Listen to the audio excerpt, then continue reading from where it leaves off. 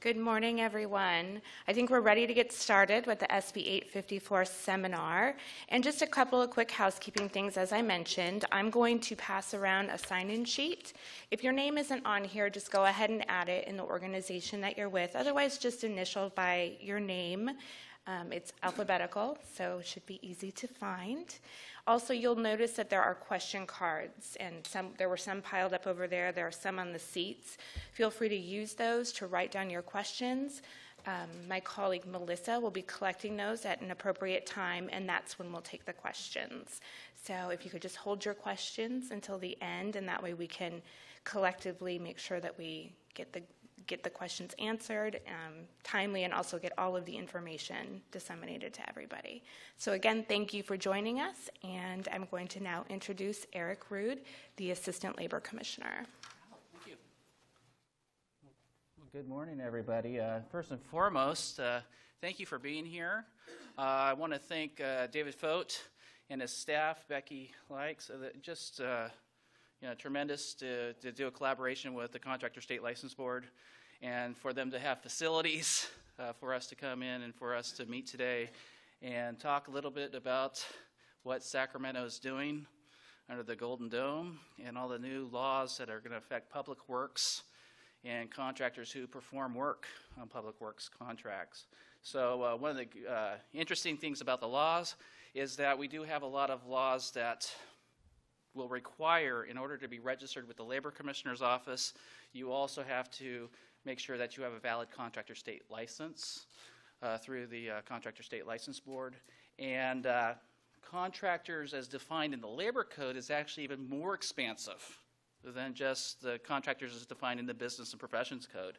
And so we're actually going to be having to register contractors who you would not typically think as contractors, such as professional services and what have you. So your engineering, your architectural and engineering firms.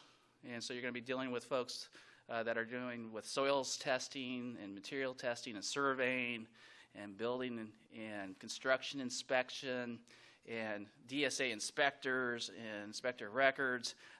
All those folks are going to be required to be registered, as well as other folks such as truck drivers that are, teamsters that are not part of the, not where there's not a bona fide material supplier exemption. And so in addition to that, we also have folks that are going to be landscape maintenance folks that may not need a Contractor State license, but will be subject to prevailing wages and also require registration with the Labor Commissioner's Office as well. In addition to that, we have post-construction activities. So the folks that do the final cleanup, they're taking the masking tape off the doorknobs and doing the final punch list items and what have you, making it ready to turn over the keys to the owner. Those folks are subject to public works. So definitely it's very expansive. The Department of Finance estimates that there's at least 38,000 contractors that will be required to register for public works projects. So let's talk about who we are with the Labor Commissioner's Office, because a lot of times I get introduced as, this is Eric Rude, he's with the Department of Industrial Relations. And the Department of Industrial Relations is quite large. We have over 2,700 employees and making up of various divisions that you probably have heard of, Cal-OSHA being one of the biggest sister divisions within the Department of Industrial Relations, dealing with health and safety issues. We also have the whole workers' compensation system. So that means all the judges, any type of ruling, all the adjudication is going to be coming through the Department of Industrial Relations. The Labor Commissioner is actually the third largest division. Have approximately 494 folks under the Labor Commissioner's Office out of that 2,700 employees. And we are the labor law enforcement agency for the state of California. And also we have folks, if you're dealing with public works, the Division of Apprenticeship Standards, which is another sister division that deals with all of the apprenticeship programs to make sure that we have approved programs and that apprentices get employed on public works projects to a tune of, in the labor code, it says for every 5 hours journeyman, at least 1 hour apprenticeship hours in public works. And then we have various types of boards and commissions that deal with industrial relations. So dealing with everything from workers' comp types of boards to appeals boards in Cal OSHA, to also our statisticians. We used to have a division called the Division of Labor Statistics and Research. Under SB 1038, that division actually got abolished and put in as just a regular office within the Department of Industrial Relations, known as the Office of Policy, Research, and Legislation now, or what we call the Director's Research Unit. These are the folks that come up with the prevailing wage rates, as well as doing the Consumer Price Index, as well as recording all the statistics statewide of deaths on job sites each year and all non-fatal injuries on job sites throughout the year. Within my office, our 494 budgeted positions, our bread and butter unit is our wage claim adjudication unit. And we're like the courts in that particular unit. And so we take between 35,000 and 60,000 wage claims each year, where workers are claiming that they were not paid wages of some sort, they weren't paid their final wages at the time of discharge. Real quick, if an employee gets discharged, how soon are they supposed to be paid? Immediately is the answer. So layoff means payoff is a lot of times what you hear in the construction industry, and just knowing that it can save you waiting time penalties, which can be quite significant, which is the employee's average daily wages. So it can add up, and it can be for a maximum of 30 days or whenever the employee gets paid. We also have a retaliation complaint unit. It's not like the Equal Employment Opportunity Commission, it's not like the Department of Fair Employment and Housing. So they're not looking at discrimination laws, age, race, sexual orientation, marital status, etc. But what we are looking at is specific retaliation statutes that are found in various codes. One of the biggest ones that you would hear of is the Whistleblower Act. So an employee cannot be retaliated for being required to break a law, whether it's federal, state, local, and so our office investigates those type of things, as well as you cannot be retaliated for claiming a labor right. I'm working overtime, I want to be paid my overtime. You cannot be retaliated for doing something legal on your off-duty hours. We had a case not too long ago that involved a car dealership, and we had an employee of one dealership buy a new car from a competitor in a small town. The owner found out and discharged their employees. In the state of California, you cannot do that. It's illegal to retaliate against an employee for doing something legal on their off-duty hours. We also have the Bureau of Field Enforcement. So these are our folks that are more going out into the field, and our general Bureau of Field Enforcement will look at anywhere that there's labor in all industries. So we deal a lot with construction being one of those industries, but we look at everything from restaurant workers to ag workers to garment workers to retail establishments and what have you.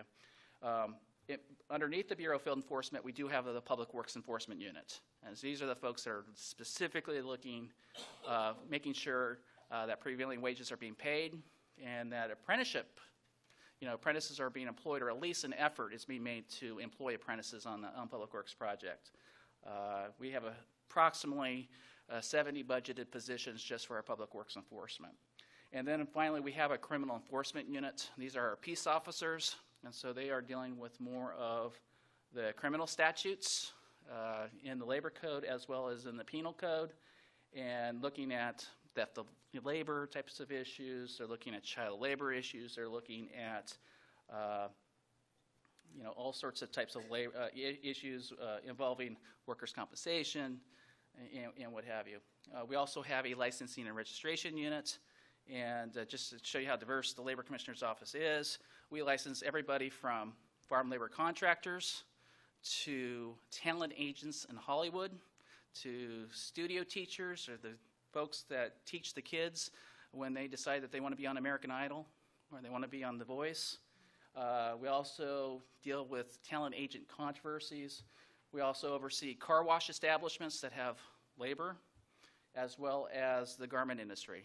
And so now we're also adding public works contractor registration into the fold, and we've been registering other folks for decades and what have you.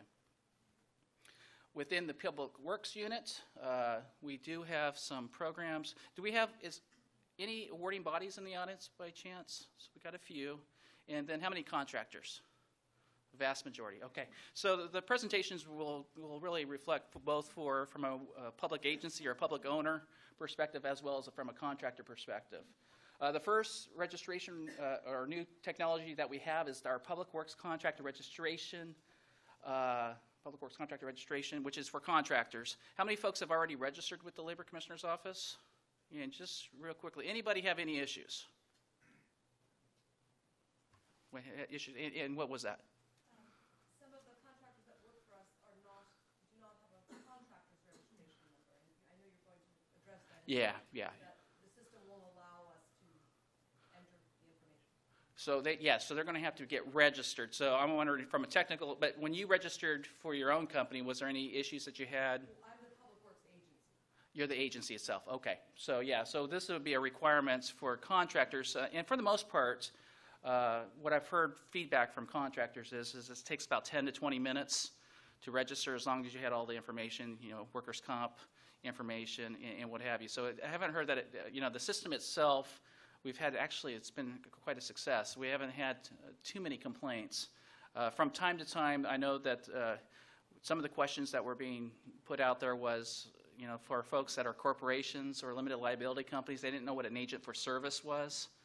And so that's the Secretary of State requires that there's an in-state person that can process legal services and what have you. And that's what they were asking for on the registration. Also, sole proprietors. So folks that have, or owner-operators, we're putting in, on the certification page, they're putting in, they're doing business as, their trade name, instead of their legal name. And so sometimes there was some confusion there for sole proprietors. But other than that, those are the only two issues that we've seen.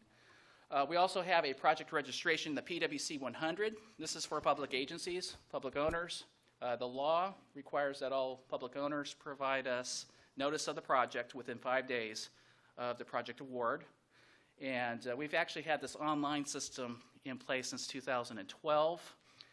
It was originally a project from the Division of Apprenticeship Standards, and they were trying to get project information for apprenticeship programs. Why aren't we receiving more notices of where contractors are getting project awards or requesting apprentices on public works projects? And from there, the Labor Commissioner also had some requirements under SBX 2-9 and AB 436, which was the compliance monitoring units. And we needed to know what projects had state construction bond money. We also needed to know certain projects that had a design, build, procurement, delivery system, because the law required us to do active monitoring and to bill public agencies 1/4% on those projects. We also, within our public works enforcement, we're mostly complaint driven. Last year we had a little over 2,000 complaints filed in our offices, but we're also looking at ways to really going after the bad acting contractors. The new paradigm change with SB 854 is that we want to make sure that good business can compete. And I've done several presentations to contractor associations and employer groups, and one of the biggest concerns that they had was we're putting in a bid, we're putting it in at cost to keep our workers employed. This is especially during the Great Recession, 2008, 2009, and if you don't do something, we're going to be out of business by this date. We're going through our reserves for those who are fortunate enough to have reserves. And so a lot of SB 854 is really trying to crack down on the folks that are intentionally trying to cheat. And so what I'm telling contractors is that as long as you don't cheat, steal, or lie, this is going to be a good system because it's going to help protect an industry to put a little bit more fairness, make a level playing field for all contractors trying to compete. And then, of course, the Labor Commissioner's Public Works Unit enforces prevailing wage and apprenticeship laws in 2012 under that SB 1038 bill that abolished the Division of Labor Statistics and Research. It also put the authority of enforcement, apprenticeship enforcement, under the Labor Commissioner's Office. And so now we're making sure that contractors are making the efforts that's required, the DAS 140s, the DAS 142s, and that where apprentices are being dispatched to you, that you're making a ratio of, for every 5 hours journeyman, 1 hour of apprenticeship hours on those projects. Here is our Public Works homepage. Actually, it's going to look a little different today. This was a screenshot about 60 days ago. Our website is constantly changing. So this is www.dir.ca.gov. Up on the right-hand corner here, you'll see the Public Works projects. If you click on that, it will take you to our Public Works webpage. And I know it's hard to see right here, but on the bottom of the page, we have all of our registration systems. So if you're a contractor who hasn't registered, or you're a public agency that hasn't registered into the PWC 100, you can register down here through our registration system, and also all of our databases. So anybody can actually see where projects are being awarded through that Public Works project database. And so if you want to know what's going on, say in El Dorado County, type in El Dorado and see how many projects pop up there. As far as our Public Works homepage, everything that I train my investigators on is on our website.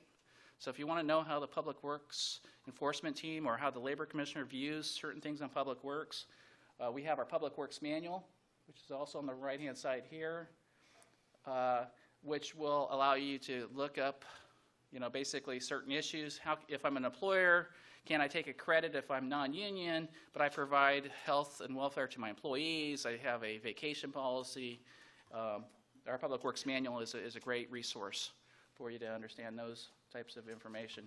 We also have a list of all of our bad actors, contractors that we've debarred up here on the left-hand side, as well as all of our forms and publications, how to file complaints, and also the prevailing wages here. That will get you over to our research side of the house within the department. What is Public Works? Now this is I've really trimmed this down because Public Works is even more than this. Pre-construction activities, post-construction activities, modular furniture, assembly and disassembly of modular furniture is also Public Works, but just in simple terms, Public Works is construction, alteration, demolition, repair, installation, work done under contract and paid in whole or in part by public funds. And so what's important about that is that there may be projects on the surface that you may not realize is a public work. We had one of our largest cases involved the Hilton Hotels down in San Diego. And the Port of San Diego actually provided some parking structure which put in public monies into that project. And what happened was the Port of San Diego did not ask for an opinion for the Department of Industrial Relations until the project was already halfway started. And it really involved a lot of contractors. It was 173 contractors on that project. It was over 2,000 workers that worked on that project. And we had back wage issues of $8 million. And so, a lot of times, we really look at, I call it the ABCs. A is what is Public Works? Construction, alteration, demolition, installation, repair work done in whole or in part for public funds under contract. 2, is there public monies, right? And Labor Code Section 1720B further defines what public monies are. And that could be anything as providing an interest-free loan or a below-market, fair market loan, providing property or land, waiving environmental impact fees. So all those types of things are used in analysis to determine whether a construction project is subject to Public Works. Then we go to Labor Code Section 1771, and for most public agencies, anything over $1,000 triggers the prevailing wages. So if you have construction, alteration, demolition, repair, installation work, and they put in the term maintenance. So now maintenance work is now part of that definition of what Public Works is. Note, work that's carried out by the public agency with its own forces is not subject to Public Works. So this is when they contract out. And then, of course, the Public Contracts Code talks about, to the public agencies, what projects do you have to put out for competitive bidding and what have you. Now, the definition of public work in the Public Contracts Code is not the same as the definition in the Labor Code. The purpose of the Labor Code is wages. So if you think of that, and the requirements are separate. Then you can, so anything to do with prevailing wages or apprentices, you're going to find in the labor code. If you're dealing with, do I put a project out to bid, or what is the requirements there, you would look at the public contracts code. And then when you deal with the licensing issues, like the Contractor State License Board deals with, you're going to be looking at the business and professions code to determine whether or not you're required to have a contractor state license. So benefits of SB 854, with it passing, we're no longer billing public agencies 1/4 of 1%. We've also changed our paradigm. Under the old model of the compliance monitoring unit, the Labor Commissioner's Office was required to look at every certified payroll record and look at all the issues without really focusing on any particular contractors. And so we may find, oh, you missed an incremental increase for the, beginning July 1st, there's a new rate for the operating engineer's craft, and you need to fix that. And so we're changing, because again, notice that I said we had 70 budgeted positions. We're really changing our focus on really those folks that are really cheating. And so just last year alone, we debarred 26 individuals and owners in the public works arena. And I imagine that number to really skyrocket as we move forward. In addition, when the contractors register with this new public works contractor registration law, it's not just a regular application. If you notice, it will say affidavit on it, which means everything you answer on the certification page is under penalty of perjury. And so what I'm telling contractors, be truthful. Whatever you do, if you cannot meet what's on that certification, don't register. Fix it and then come back and register. If you go ahead and register and we find out later that there was an intent to defraud, we will debar that contractor. We're really trying to focus on, again, law-abiding contractors to be able to compete. And, of course, our technical opportunities, we have 4 active public works computer projects that we're really working on, which the big one right now is our electronic certified pay record database. Phase 1 is to go live here on May 15th, so we're about 3 weeks out or so. And what that will do is there's going to be on our webpage an interface where you can just give us the data, or if you have a more sophisticated house, we're going to have a ability for XML files to be uploaded and mass documents to be submitted to our database. We also, for the PwC 100, for our large public agencies like Caltrans and the City of Los Angeles and what have you, we're allowing those folks to do an electronic data interface with our PwC 100 to provide us that data under a mass upload. So we definitely see a lot of technical opportunities. Eventually, and hopefully within the next 12 months, we will have a system up in place that will allow the public to see fully redacted certified pay records on our website. So that's where we're going. That's the goal. In addition, we will then be building in also other enhancement for law enforcement agencies and our partners with the Joint Enforcement Strike Force and Labor Enforcement Task Force that we're a part of. Be able to provide those folks, law enforcement agencies, fully non-redacted certified pay records. For folks that are dealing with project labor agreements that have Taft-Hartleys, there's going to be an ability to identify those folks because the law allows them different redaction levels, as well as labor management cooperation committees that have different redaction levels. So eventually we'll be the second state to institute this, but we'll be the first state to continue to actually have it going. The first state was the state of Wisconsin for all of their transportation projects, but they have since taken it down off their website. So we're trying, that's our big goal, is to have more information, public record information. If you're a public agency, I know you guys probably deal a lot with public records requests, and so we're hoping to alleviate that pressure on you guys, as well as for our office, which we spend about $2 million a year just complying with requests through Labor Code Section 1776, which is the Certified Pay Record Request section. Okay, so what is SB 854? Law went into effect the day after the governor signed it on June 20th, and the very first thing that occurred was that For all public agencies, anything subject to prevailing wages was subject to notice under that PWC 100. And the purpose of that is when contractors will upload certified pay records, we need a place for those records to be stored.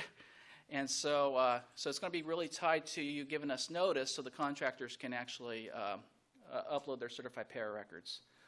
The authority that the Department of Finance and the legislature set for the Labor Commissioner's Office was $11.4 million. If you back in that $300 fee into that $11.4 million, you'll get that 38,000 contractors that they estimated to be in there. In addition, SB 854, we got a lot of feedback from the Labor Workforce Development Agency, the Labor Secretary, David Lanier, and his folks, that this law should also have some type of good standing. California became the 6th state in the country to actually implement a public works contractor registration law. The first state was the state of New Mexico in 1994. In 1999, the state of New Jersey looked at New Mexico's law and said, we like it, but we're going to actually make it even a little better because we're going to make a good standing provisions. From 1999 to 2008, the states of Montana and Nebraska and West Virginia also added public works contractor registration law. And of course, California became the 6th state on June 20th, 2014. I've also received calls from the state of Ohio, the state of Arkansas as well, that they're looking and doing something very similar. And even last night, I got a call from the state of Hawaii, who has a very strong public works laws, that they were interested in that type of way of going as far as contractor registration. So SB 854 does require that all contractors meet a minimum level of competency. And our emphasis, again, is to really go after the contractors that are hurting everyone else. And so that's the key. Okay, so Labor Commissioner's Office is the agency division within the Department of Industrial Relations responsible for registering contractors. The fees actually began on July 1st, 2014. And our actually first contractor registered literally at 8 o'clock on July 1st. And our public works numbers is a 10-digit number, like a lot of you know, beginning with the number 1, followed by the very first one has 9 zeros. So I don't know what that number is, but it's a big number. In addition, the registration fees are only good because it's tied to the state budget, only good for a fiscal year, which means every year. In this first year, because the mandates for contractors, and we'll talk about when contractors were now required to be registered, but so every June 30th of each year, contractors will need to renew if they're continuing to do public works. The public works contractor registration is akin to like a fishing license. So that means if you get the license in November, it expires in December, you have to renew. It's like the bar dues, same thing. So I know a lot of feedback that we got was, can't you prorate this? And it was actually intentional in Sacramento that, no, they wanted it set up in such a way because it is a funding bill. It is a budget bill. We're with the government and we're here to help. But it is a fee. It's a tax that is used specifically to help public agencies and contractors enforce prevailing wage law. The minimum standards for contractors, you have to certify under penalty perjury that you have proof of workers' compensation insurance. We're also getting a list of folks from out of state. So we're getting some out of state contractors, probably have over 200 that are registered. The last time I checked our registration system, we were 17,300 contractors that have registered to date. We're noticing, it's kind of slowed down in the last couple of weeks. But we actually have a list of out-of-state contractors from Minnesota and Texas and Arizona that say they don't need workers' compensation insurance because there is a provision in the labor code that says if you have workers' compensation in your home state and you bring in out-of-state workers, and if you can get a letter from your out-of-state insurance provider that you're going to be at the California liability levels in the workers' comp law, then you may be exempt. But what's unique about public works is we also have an apprenticeship requirement. And so as soon as one California worker is hired, then California workers' comp insurance will be also required. And so part of our proactive activity is to look at those out-of-state contractors that you all compete against to make sure that they're abiding and can be, playing by the rules. Second, contractors cannot have any outstanding liabilities of wages, penalties, interest, fines owed to workers or to the state. And what does that mean? That means not that just that the labor commissioners issued a civil wage and penalty assessment or a public agency has done a request for forfeiture or notice to withhold, but it's actually been fully adjudicated, and that somebody, a judge, a hearing officer, or the contractor just completely put their head in the sand and let the appeal period expire, and so hence you get a final assessment, which would be either a judgment, a lien. Those are the types of things. So we don't want contractors to be able to compete if they have outstanding judgments in this area. Third, and I like this one a lot, it's no contractor who's been debarred either by the U.S. Department of Labor, so we don't want the Department of Labor's folks that have been acting bad on their projects to come work on California projects, as well as any state that has a debarment law on the books and they have been debarred can do work here in the state of California. Next bullet point is contractor state licenses. So if you're required to have a contractor state license, you're going to have to attest that you have one. Again, there's going to be folks that are not going to be required to have a contractor state license, but the folks that do, which is the vast majority of contractors, will need to attest to that. And then finally, we have, after the registration becomes mandatory, which the law became mandatory for contractors in order to bid on public works effective for projects that were being bid on or after March 1st of 2015. So although the legislature wanted you to register last July, the law didn't make you actually be registered until March 1st of this year. And that's only for projects that you're bidding on. For projects that we're not going out to bid, so these are the things that are falling below the thresholds in the Public Contracts Code, it required that all contractors be registered on or after April 1st, so this month. So we're basically less than 60 days into this law under the mandates that says if you're a contractor, you need to be registered.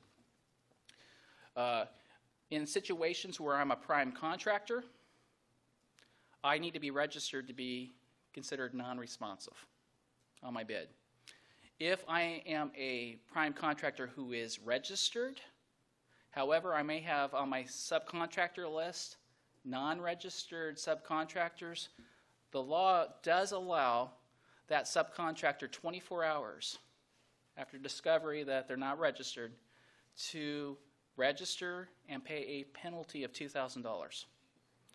And this was actually put in by the contractor associations because the original trailer bill language said that if you bid on a public works project and you were not registered when you were required to, or you were awarded a project that required you to be registered and you weren't, you were barred from registering up to 24 months. And the contractor associations, especially the prime contractor associations, Associated General Contractors, the Construction Employer Association, United Contracting, all these major contracting groups were really concerned because they didn't want their prime contractor to be considered non-responsive for one of their subs.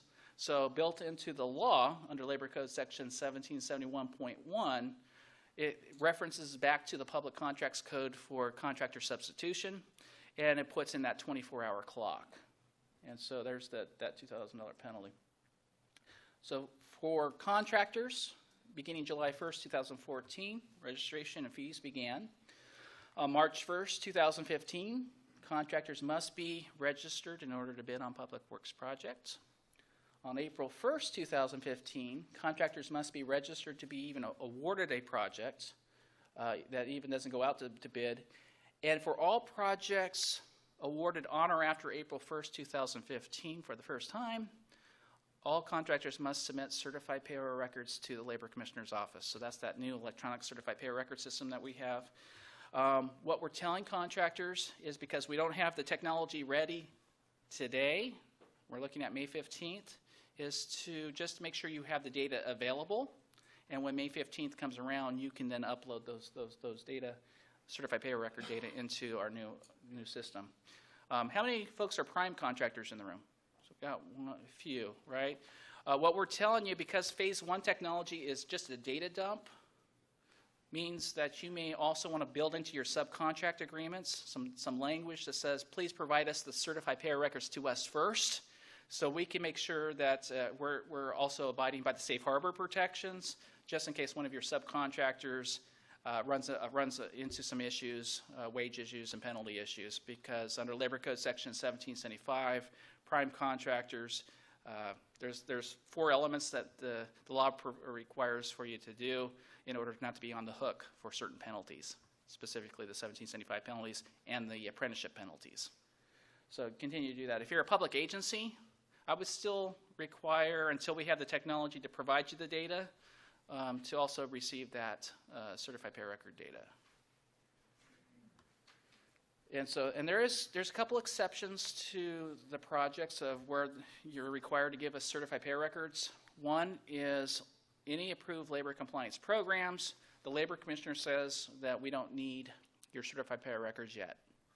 So that's folks who are labor compliance programs. That's Caltrans, County of Sacramento up here in Northern California, and then our 2 big agencies in Los Angeles, which is Los Angeles, the City of Los Angeles, and Los Angeles Unified School District.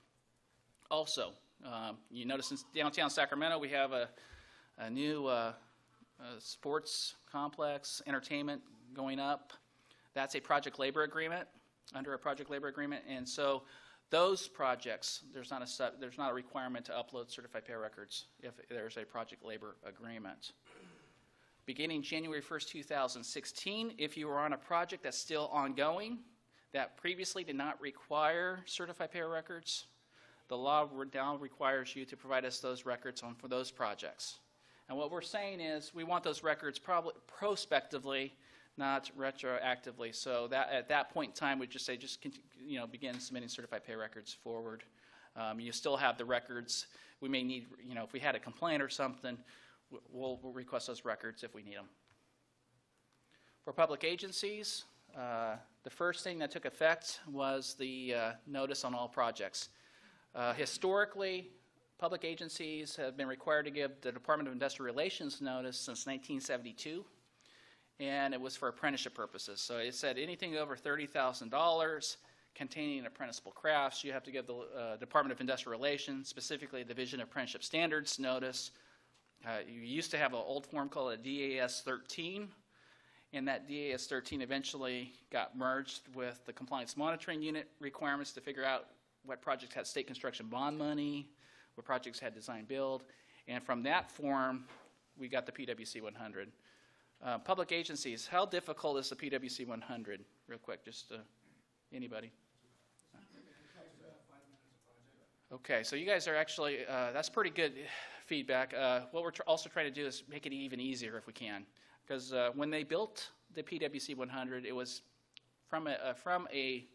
not from a procurement perspective, and there's various different types of procurement delivery systems that agencies use, especially school districts. They have everything from leasebacks to multi-prime contracts, and so the form's a little static for them, so it's a little kind of clunky.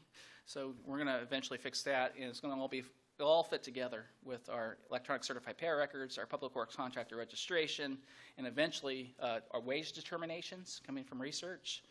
Eventually, we're going to have an ability for you guys to look at, I have a project in Sacramento County. Just give me the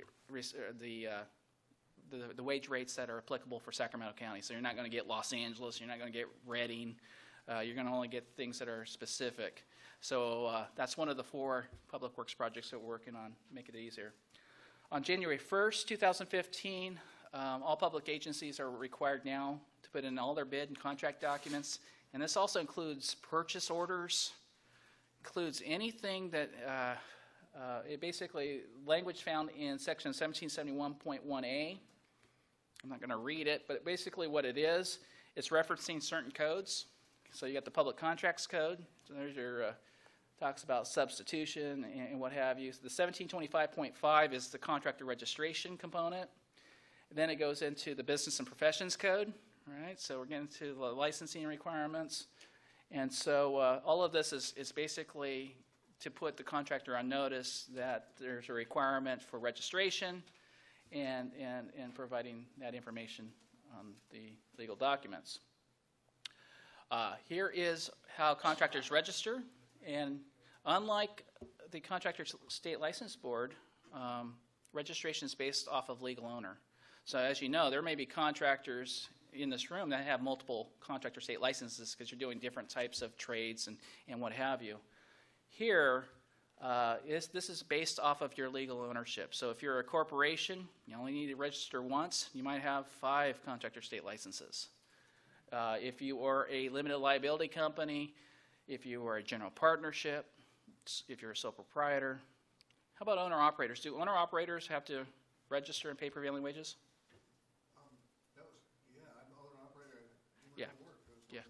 Yeah, so owner-operators do. And because the Labor Code section says, we'll go back, construction, alteration, demolition, so it talks about the type of work. Is it over $1,000? And 1774 says all workers. So it doesn't say all employees, it says all workers must be paid prevailing wages. So what that means is you're not paying yourself because you're an owner-operator, but what you have to do is make sure when you submit your bid that your labor component is at or above the type of trade you're doing. So if you do that, then you'll be fine. Oh, Okay? So yeah, and you're not going. We don't expect to see that you're paying yourself with a check. It really comes down to is you don't want to underbid the project. Right. You just want to make sure you have enough to cover your costs for the equipment, if you're operating a backhoe, for instance, and your time. That was a question. Maybe I could ask is, how does someone like myself comply with the payroll reporting, the weekly and monthly? So what you will do is, just like everyone else, is to submit, if you're out on a public works project, you may be out there for a week, you might be out there 2 weeks to begin with, and then you're not on there for another 6 months, and then you might be out there another week. And so what you're going to have to do is, just like if you had employees, you still just have to submit your information, how many hours that you were subject, that you worked on site, and then reflect that you're at or above the required wage rate for that craft. Okay, you bet. So I used an example here of ABC Incorporated. So that's the legal entity doing business as ABC Construction. Their CSLB license. Also, if I'm a surveyor, I might have another Department of Consumer Affairs type of license through their engineering and surveying group. That would be here. If I'm a truck driver, I might have a PUC number and stuff. So we have other professional licenses and what have you. The contractor mailing address.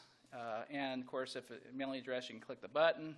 And it's very important that you give us an email address. We don't require it, but what we're going to do when the Public Works Contractor Registration form is, we're doing phase 2, and it's going to be completed here on May 26th. We're going to send out a mass email saying, oh, by the way, you can now renew effective June 1st for the next fiscal year. And so definitely prime contractors that know that you're going to be in the public works arena, you're able to renew a little early, and then you'll be good through June 30th of 2016. And then following years, we're going to give you up to 60 days to renew early, so that you just know that you're there. The early renewal will require you to have an active registration, however. Okay, so if you don't have an active registration, you can be a new contractor or for the current year, but you may have to wait to July 1st to be able to actually have it for the next fiscal year. We also, as you can see, talks about the corporation information. So it's very specific. So it's asking for president, vice president, treasurer, secretary, your chief executive officer, and of course this agent for service. That was the big question we were getting. And sometimes it's an individual, sometimes it's a company that's in the business of accepting legal process mail. You'll see CT Corporation. I know there's a few others that are here in Sacramento and down in Los Angeles. They're in the business of taking legal mail for corporations. Then we'll go into the workers' comp information. So we have the folks that if you're really big, you may have your own self-insured plan. That's another division of the Department of Industrial Relations. And so you let us know that information, or if you're insured by a carrier, you give us the information of who your work comp provider is. And of course, we do have folks that are exempt from workers' comp. So if I'm an owner-operator, I may not need workers' comp, right? So if I'm a sole proprietor, I don't have any employees, then that's a bona fide information to do that. Eric, I have a question. Yes. I'm over here. Hello. There you are. Do you take agent of service out of the country, say as in the Bahamas? No. So California Secretary of State requires an in-state agent for service. So if they're not registered, if they're registered out of state and they didn't actually say they're incorporated in another state, the law requires them, even if they're doing business in California, they're supposed to be registered with the California Secretary of State. In those instances where they're not, they have no legal standing to do business in California. And so we're taking a really hard stance to make sure that they're complying with other laws, which in this case would be under the Secretary of State laws. Okay. Our certification page. So it's asking the same questions that we saw. Do you have workers' comp? Yes or no? Do you are you debarred? Have you ever been debarred by the U.S. Department of Labor or any other state? It's going to ask, have you ever bid on a public works project without having required registration? So all of these types of questions. Do you have a contractor state license number under Chapter 9, commencing with Section 7000 of the B&B Code? So that's all those questions are answered. Then it's going to have a first and last name of the individual, their title, and then it is under penalty of perjury. And then we get into the payments screen. Now, if you're a contractor and you need your license, or not your license, your registration from the Labor Commissioner quickly, pay by credit card. Because we have real-time information, we can actually have you on our database. Literally, it takes minutes. And so if I'm under a 24-hour clock because I'm a subcontractor who didn't realize I needed to be registered, I can register and pay by credit card. If you pay by automated clearinghouse, which is debit cards or by check, you're not registered until there's confirmation of payment. And sometimes the banks takes them a long time, especially with checks, up to 8 weeks I've seen. So I'm saying we had to put that provision in there because there's a government code section that says that for any fee or tax, you have to give the public ability to pay by check. If I had my way, there's other laws like in the workers' comp laws, the tax lien, workers' comp liens and stuff, their requirement is to be paid by credit card. We couldn't do the same thing here. But but in this case, there is that ability. If you're a contractor who is not needing that registration quickly, and you have 8 weeks to spare, go ahead and pay by check. This is our Public Works Contractor Registration Search, and we're going to have our new system should be done by May 26th, is what I'm being told. And I've demoed the new registration. It's going to allow more searches. Trade names, DBAs, because one of the big complaints we have is public owners can't find us because they know us as XYZ Excavating, but the system knows me as John Doe. And so they're looking for XYZ, but the legal owner is John Doe. And so we're going to actually put another one for trade name. Also for cities and counties and folks that have local hire requirements, we're putting in a county and a search by zip code. As well. So there's going to be some more enhanced functionality going forward. If you want to know today, if you put a percentage sign under the contractor legal name and hit search, you're going to see every contractor registered up to the minute. Then you can export it into an Excel spreadsheet, and then you can sort and you can do a lot of. Eventually, it'd be kind of nice to be able to have public agencies be able to interface, so you don't have to have an actual person doing all this. Bids were submitted. Is this contractor registered? And the system should be able to feed you that data in real time. So what if a contractor fails to register? So they're ineligible to bid on public works, and then there's always an exception to the general rule, right? And in the Public Works Contractor Registration Law, if you're a joint venture, and these are usually your large projects, building airports and stadiums and what have hospitals. There's an exception that you have to be registered not necessarily at the time of bid, but at the time of award, and certain federally funded projects, if qualified at the time of award. If you're not registered, you have to be registered in order to be eligible to work on public works projects. The first violation in a 12-month period, that's that get out of jail, not for free card, I call it. You know, the $2,000, so quite expensive. So it does allow subcontractors to register.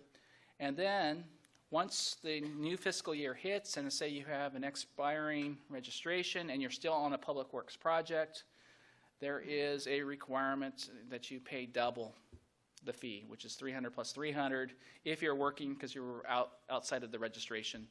Now, if I'm a subcontractor and I don't do a lot of public works, and let's say I complete my job this year, so I finish it up at the end of May, and I don't know if I'm going to do public works next year, that doesn't mean you have to register right away.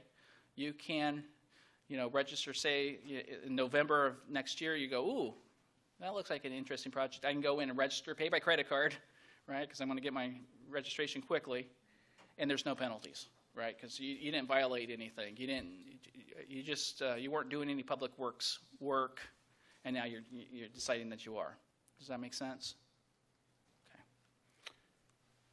Okay, so failure to register. Right to appeal if registration is denied or revoked, and it says procedure still in development. This is usually where I give you guys a quick, run of a hierarchy of laws.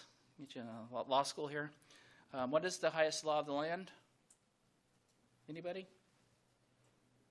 Give you a hint. The highest court of the land is the Supreme Court, and what is the biggest law that they will look at? The United States Constitution. So that's the highest law of the land. In California, the next highest law of the land is the California Constitution. And the California Constitution cannot be in conflict with the U.S. Constitution. And then the next level of law is down in between L and N streets there, called the state capitol. They pass laws or statutes. And so when they pass laws, it cannot be in conflict with the state constitution or the U.S. Constitution. And then we have these things called regulations. For the Department of Industrial Relations, it's Title VIII of the California Code of Regulations. And who passes that? Bureaucrats. And why do we do it? It's because when the legislatures pass law, they don't put in any specifics. What happens if, and I'll give you an example. What happens if I'm a contractor? When I registered, I was completely legal. I answered very truthfully.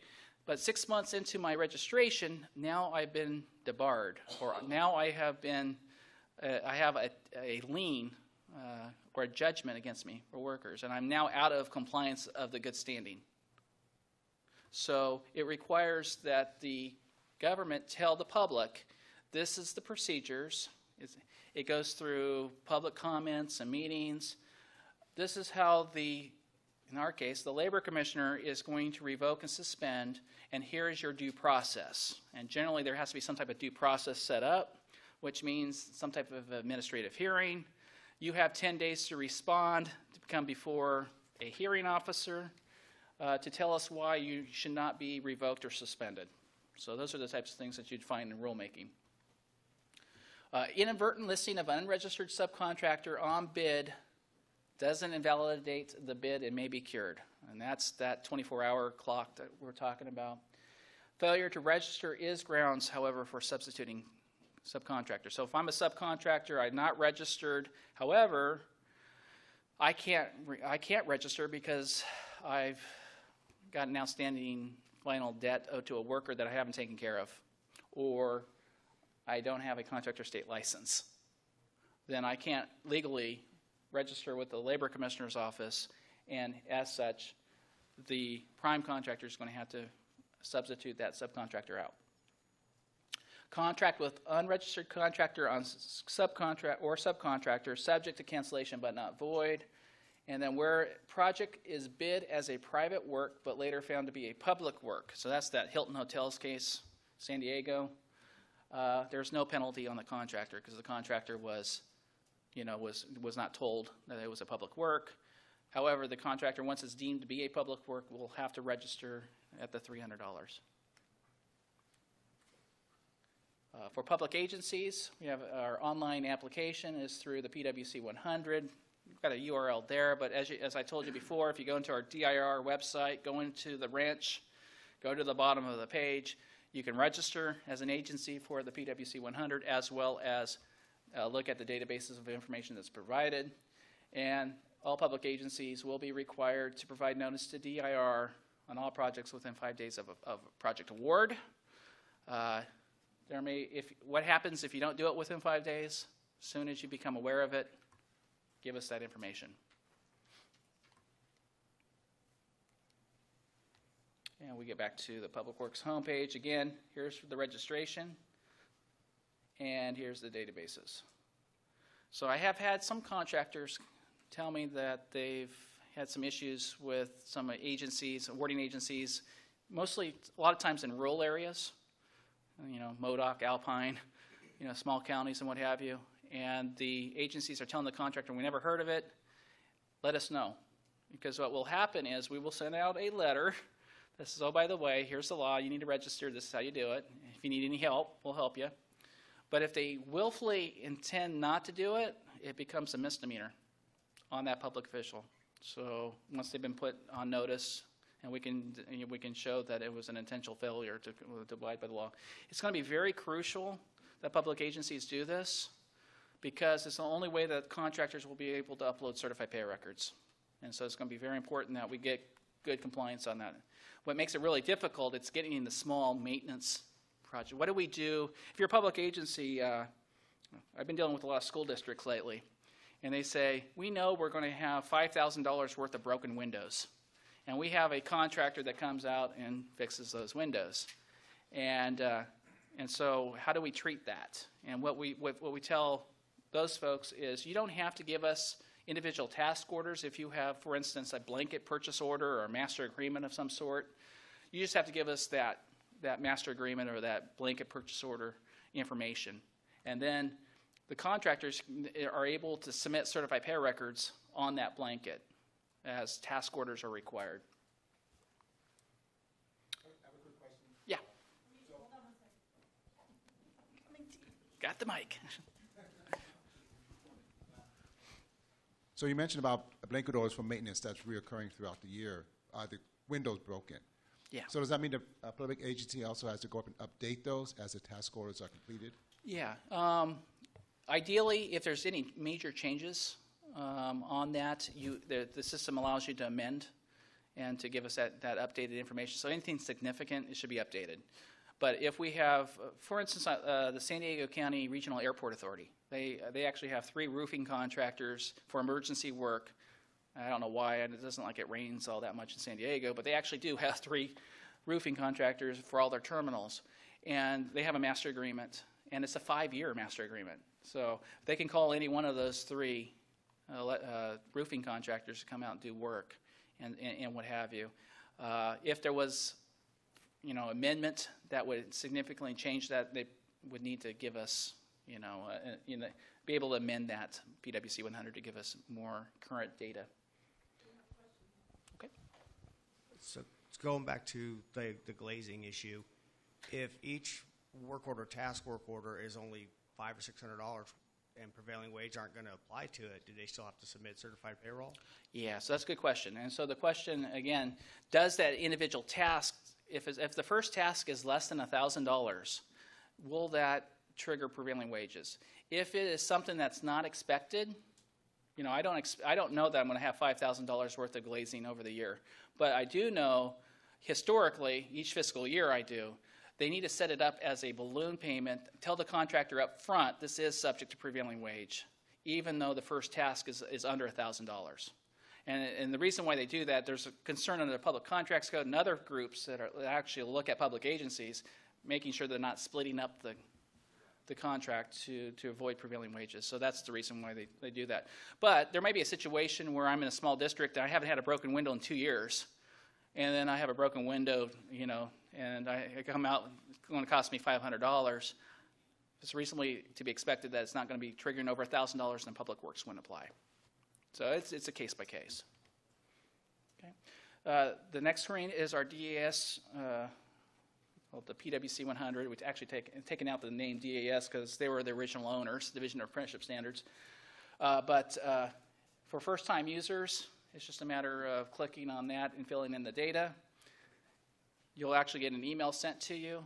Respond to that email so we can then make sure that you're a government entity, and then we approve that notice, and then you're good to go. And public agencies can have as many users as they need, and because we know you might have different groups that might be awarding public works. You might have a maintenance house, you might have a facilities group, and then you might have your capital outlay group and what have you. So, and they may not know what each other's doing, so they're just going to have that flexibility in there. And then for the public, anytime a public agency puts that information in, you can go into our database. And that, again, on that Public Works homepage, on the bottom is the databases. You can see where projects are being awarded. So you can put in an awarding body. If you put in the City of Los Angeles, it's going to say, further refine your search. It only gives you the first 500 notices on those projects. So then you could say, I want to know projects in the last first advertised bid days over the last 90 days. Then you can further define what you're looking for. You can also search by the name of contractor, who the prime. You can also search by subcontractor as well. Our old system, which is our, when we were with the compliance monitoring unit, we had an electronic certified pay record system, which was a PDF. Anybody used that old system before? Yeah. So there's not a lot to it, and it's not very useful for us, but we had to put something in place to be compliant with how the law read. And so we're basically going to be, if you're already on a compliance monitoring unit subject project in the past, prior to SB 854, we say continue to use this if you need it. But for everything else, we're going to be turning this off when we get our new enhanced system in place. And so the big issue on this, again, is just reminding that contractors must upload all new public works projects, certified payer records, for all projects awarded on or after April 1st. And all existing projects that were not previously required on January 1st, 2016 if the project's still ongoing. And then our exceptions are our DI-approved labor compliance programs, which there's only 4. Caltrans, County of Sacramento, City of Los Angeles, and Los Angeles Unified School District, or if there's a project labor stabilization agreement. And this is how contractors, it looks very similar to the PwC 100. And the reason why is it's also tied to that project data, that project information, so those certified pay records can fit in to those projects. Again, if first-time users, it's set up exactly the same. For questions, public works questions that you may have, anybody from Southern California here by chance? There might be, we also have a webinar going on too, so there might be folks on there. We do actually have, these are all the offices the Labor Commissioner has that has public works staff in it.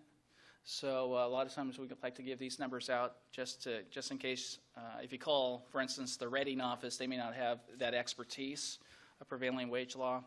And so this is just to let you know this is a good resource for answering questions. Also, for Northern California, we don't have as many offices with public works expertise. We just have our Sacramento office here, which is one of our larger area of concentration of public works investigators, as well as we have 3 investigators in Oakland. And so those are some numbers that can help you with some questions. Also, we have 3 mailboxes, email mailboxes for questions. So for SB 854 contractor registration questions, you can send an email at sb854@dir.ca.gov. Again, that's sb854@dir.ca.gov. If you have public works questions in general, you can do the same thing, publicworks@dir.ca.gov. And if you're a public entity that has questions about the PwC 100, same thing, PwC 100@dir.ca.gov. All right, we actually, without questions, really, we're about a half an hour ahead of schedule. So what I'm thinking is, let's take a 15-minute break early, and then we have a presentation by the Contractor State License Board, which I get to sit down and listen to them. And then afterwards, let's have the question and answer period for both of us. How does that sound? And if anybody has not signed in, I have the sign-in sheet over here. Okay. So we should have plenty of time for questions. That's the good news. Normally, when it's just me, this presentation probably take another hour and a half, and that's usually with public input. So.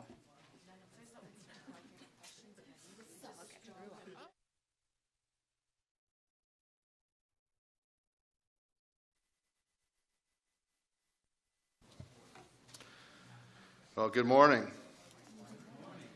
I'm David Fote. I'm the Chief of Enforcement for the Contractors Board, and it's a pleasure to meet with all of you today. What we're going to do for the next 30 minutes is explore some strategies so that we can make this new registration requirement work for you. And before we get into the main slides, just want to provide you a little information or background on the Contractors Board. In the Enforcement Division, we have approximately 218 employees. Majority of them handle residential consumer complaints. A few years ago, we were approached by the State Allocation Board, and they asked for the meeting because they were concerned that these public funds were being spent on contracts with contractors that had been the lowest bidder, but they weren't the lowest responsible bidder. And so our board decided that we should establish a public works unit. So it's not comprised, we have approximately 100 investigators in the state, but for the public works unit, we have 3 dedicated investigators, and we have 2 of them with us today. You have Becky Like, who's going to be a co-presenter, and Melissa Huckabee, who's going to be fielding your questions.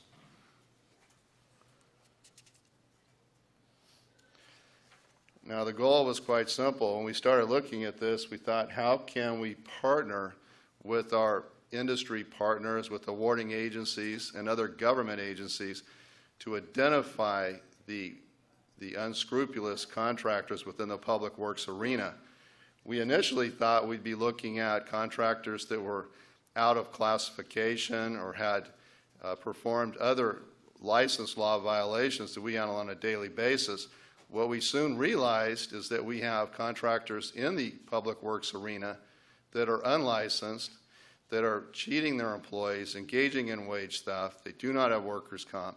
It was much worse than we would have ever envisioned when we started the pilot program a few years ago. Some of the goals were to pre-qualify the bidders, to look for opportunities so that the right contractor is hired. Becky's going to cover some of the success in establishing documents that can be used for awarding agencies and contractors.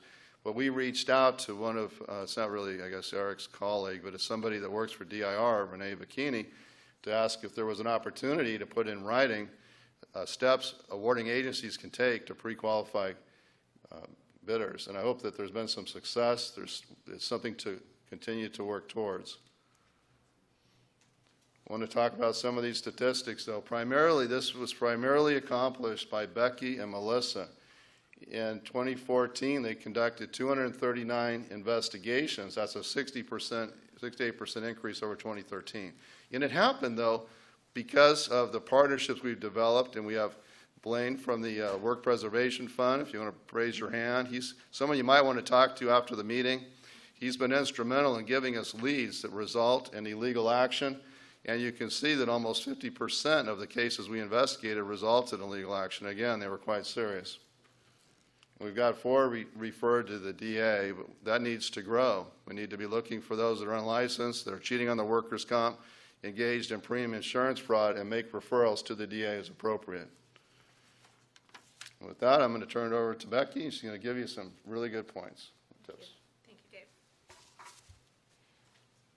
So when you start out and you're in the bid process, at the very beginning, finding that responsible bidder is all about the pre-qualification. And we've tried to put together as many tools as possible to help you online. And obviously, we're people behind a phone. We are absolutely willing to help you at any time. But on our website, this is the CSLB website, there is a link. You can go there. It allows you to verify the license of the prime and the subcontractor. It also allows you to confirm the prime contractors that they are the personnel of record. And it's really important to know that as an awarding agency, if you hire a contractor who is unlicensed, you too can be subject to penalty and violations. So it's important to really know that. And we know that here in this audience, most of you are abiding by all these laws. We're so grateful for your compliance. We just ask that you're ambassadors to those who maybe not be as familiar with the laws within Public Works or know all the details. And so just spreading the word, being a resource for those people, that helps us all work on a level playing field.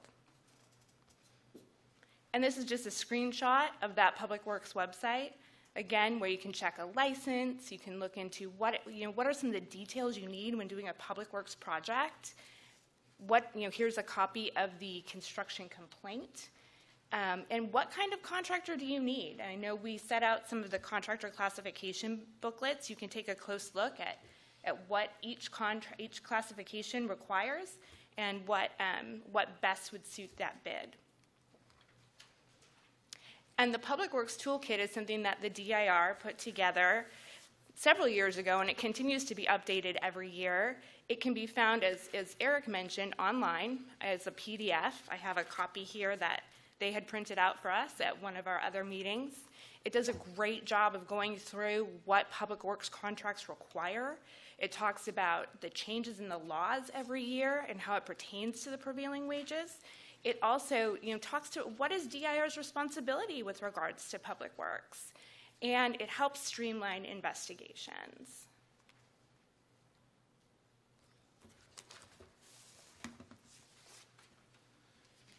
Just to follow up on the classification issue, how many of you are aware of sections of, it's a Business Professions Code statute 7031? And what this says is that as a contractor, if you're not properly licensed, you're not entitled to any payment. It even goes further and says you're subject to what they call disgorgement, meaning that if you were paid, you got to give the money back. It's something that our board addressed yesterday in this meeting, at a board meeting, but also it's something that industry needs to look at to determine if the way the law is currently being applied civilly is equitable. It's a serious problem. And that's why, as Becky mentioned, you want to be clear that you're operating within your classification. If you're not properly licensed, and you shouldn't be out performing Public Works.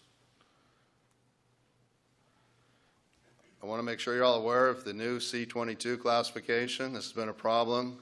Example, you're doing a school, and you need to remove the acoustic ceilings. They were put on prior to 1978. Who does that work? Often you'd want to hire a demolition contractor. They may not have the DOJ certification.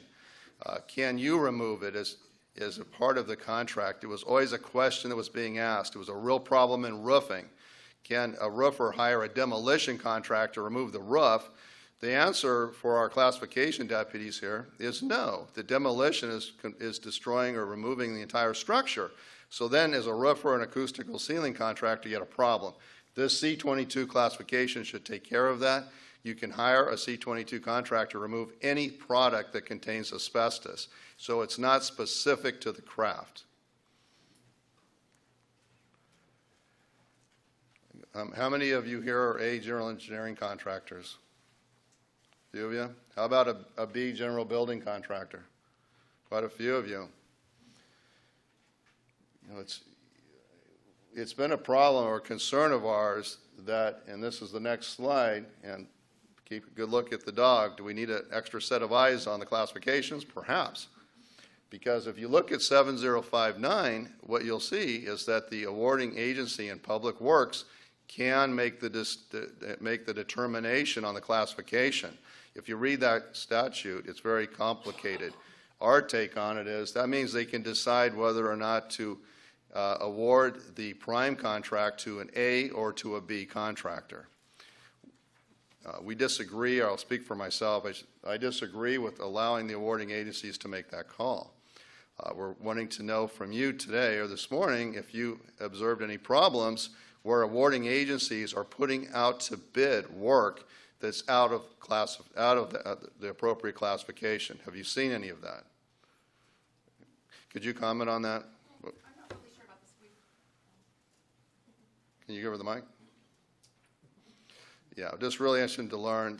Some of our industry partners what they're suggesting is that we need legislation to change that statute to make it clear that even if the awarding agency can make the call, they should be checking with us. They should be looking at this book before they're sending that bid out. An example would be somebody that's clearly A work, and they're going to sub it out to a specialty classification, which is not appropriate. But if you could comment, please. My thing was on.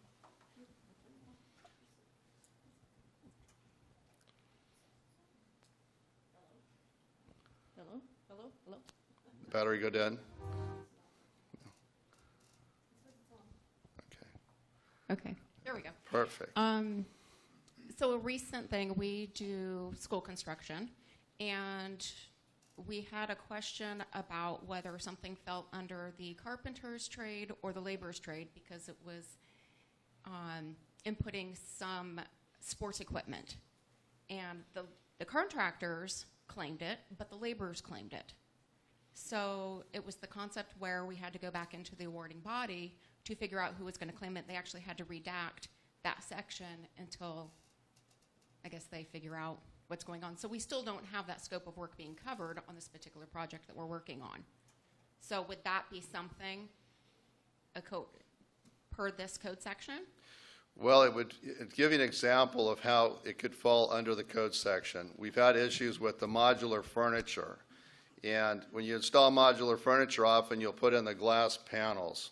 And so can a limited specialty that could install the modular furniture install the glass panels, or is that glazers? And it should be paid at the glazing rate.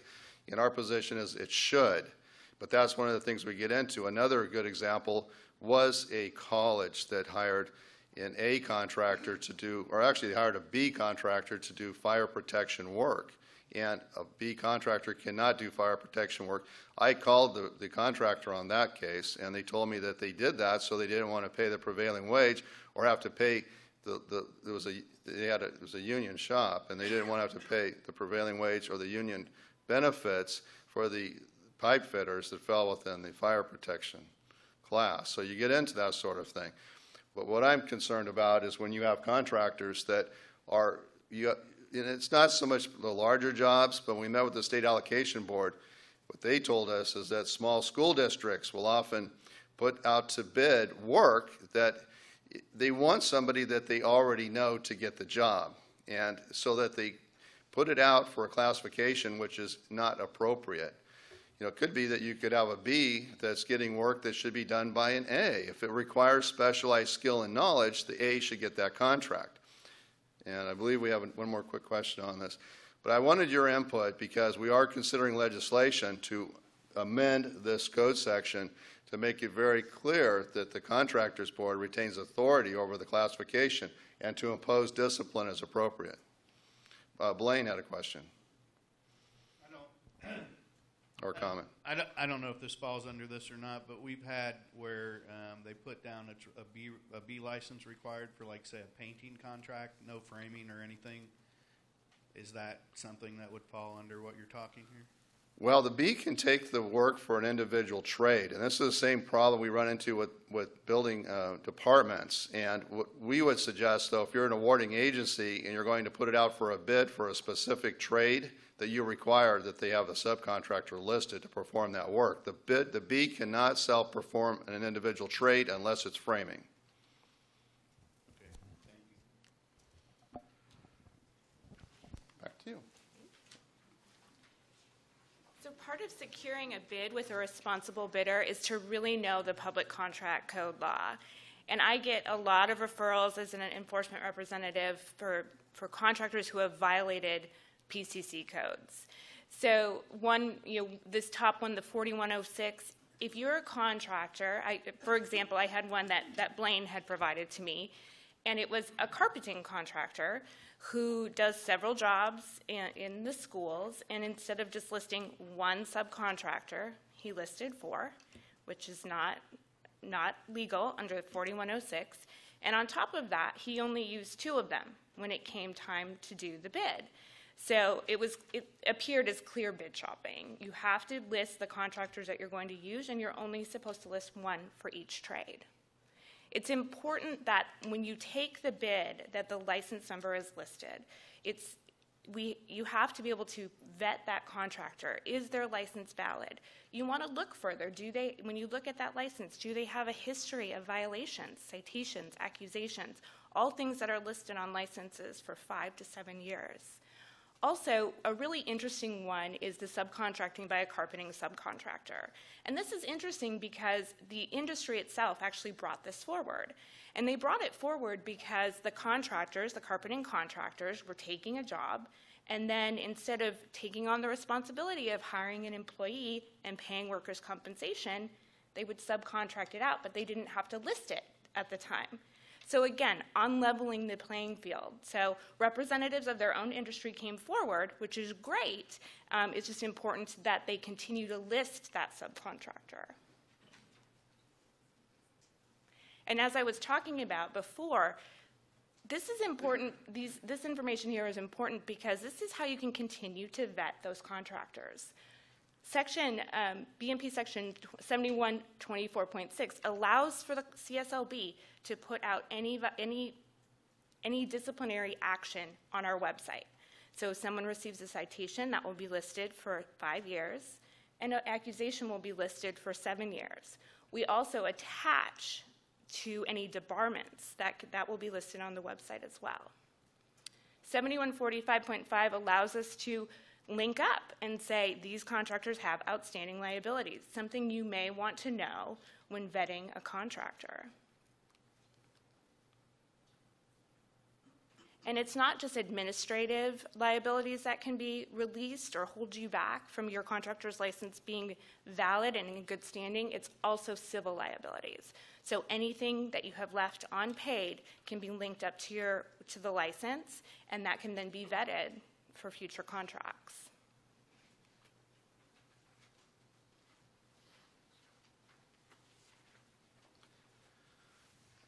Just real quick before we get to this slide, we have a lot of our industry partners that are watching online today, and we just want to make sure that they're all aware that their questions that they're asking, they will be answered this week if they're not answered during the segment this morning.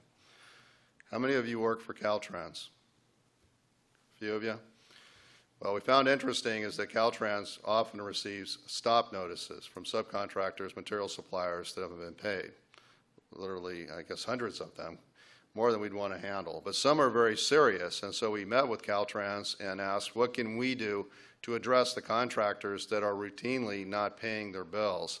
And that's resulting in stop notices. Could we link up to your website and disclose them? The answer is yes, you can. But we're only doing that when it's a very serious matter that's not being resolved.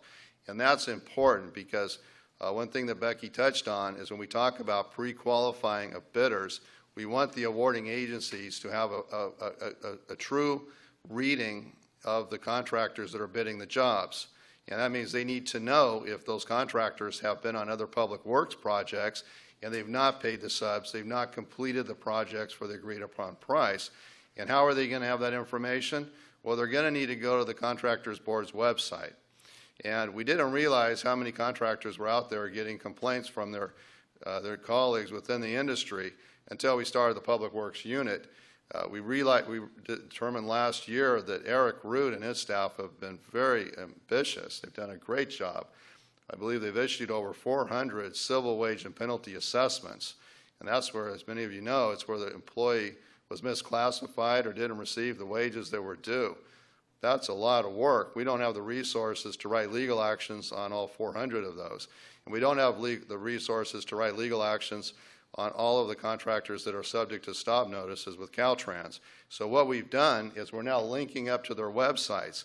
So what you want to do as an awarding agency is go to our website, put in the license number, and you'll see that there's a link that will take you right to our partner's website, and you can find out what happened. And if you're a contractor, what you want to do when you're out bidding these projects or talking to these awarding agencies is let them know about these resources. You want to be the most responsible bidder that gets the job. And to do that, you got to make sure that the awarding agency is not going to contract with somebody that's come in on a lowball contract only to try to make it up by cheating their employees or by failing to pay subcontractors. I guess the last thing is they do unnecessary change orders. And so that's a huge problem. But that's why this is so important, because now the information is available and it's not requiring that we do an investigation or that we incur the cost of supporting and sustaining a legal action. Back to you. So as an enforcement representative, a lot of the complaints and violations that Melissa and I will see in Public Works are under 7110. And this is a willful or deliberate disregard to the violation of our laws. And this can be a city law, a county law, the B&P codes. It can also, it's labor codes, it's penal codes. It's a catch-all. And so this is something that we'll see a lot of in the Public Works arena. One thing that we love to get our certified payroll records, because it's a wealth of information for us. We can see if a contractor is in fact paying the prevailing wages. We can see if somebody's been misclassified. We can see if they, quite frankly, weren't even listed as a contractor or a subcontractor. If they're submitting certified payroll records, they're working on that job and therefore needed to be listed on the bid documents. Another thing that comes up quite frequently is the electrician certification, which has a labor code of its own. So what will happen is on a job that requires a certified electrician, we may get a great CPR that has a certified electrician and the appropriate ratio of apprentices to certified electricians, but sometimes there's a clear need for a certified electrician and all they'll have is a list of laborers. So clearly trying to save money and not pay the appropriate wages, and therefore unleveling the playing field. And of course, as we look forward, and in the spirit of the seminar today, the SB 854 violations, when we will be able to tell if someone is not registered, and therefore under B&P Code 7110, Labor Code 1725.5, we can move forward with progressive discipline.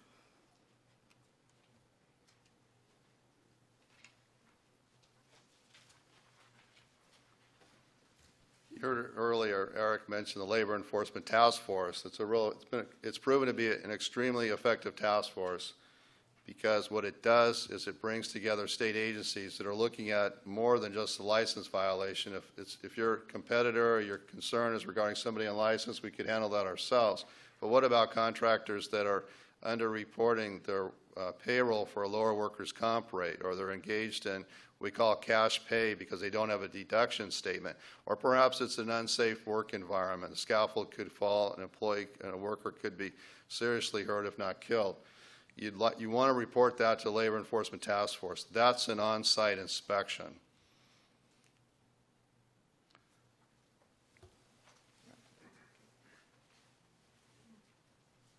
We get a lot of our referrals from compliance officers, such as Blaine with the Work Preservation Fund, which we're so grateful for.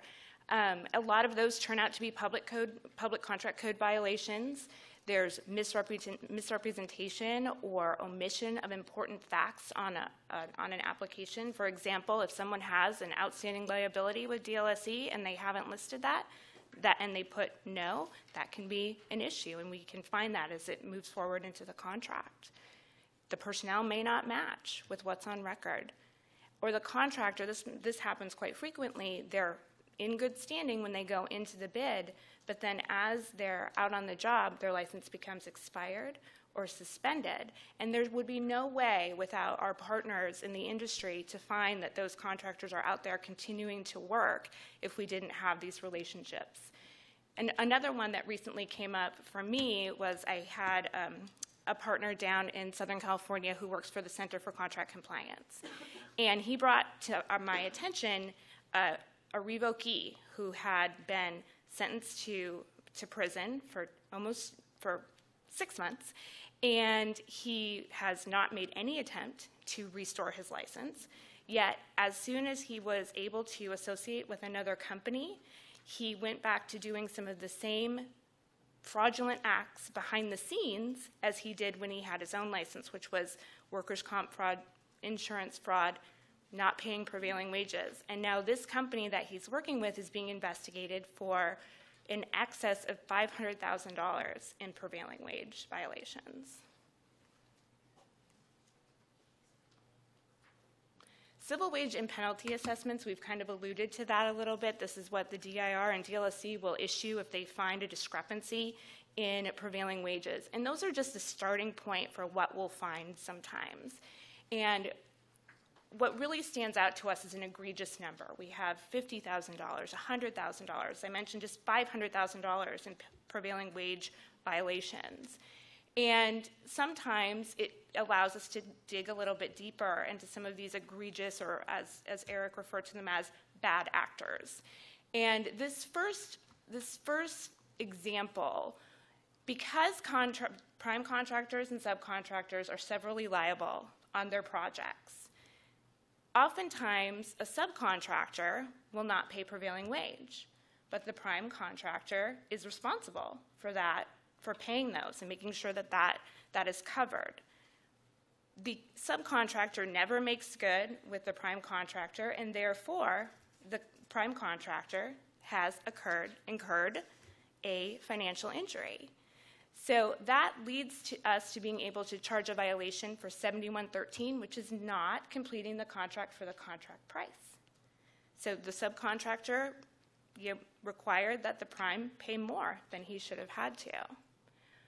Another case that I have, which is really interesting, is a tile contractor who was actually operating two separate books. He had a book where he was paying prevailing wages. It looked like everything was great. And then he made a whole other set of books, matched check numbers, which had substantially less dollars for his employees. Those were the ones that were cashed. And so when we matched them up against the bank records, it didn't match up. So these are pending accusations, and that contractor is being accused of fraud at this point. Very tricky. Turn it over to Dave. I just want to mention that Becky was instrumental in coming up with that process for taking action on a civil wage and penalty assessment when the primes had to pay, because we don't have direct authority to take action ourselves just based upon the assessment.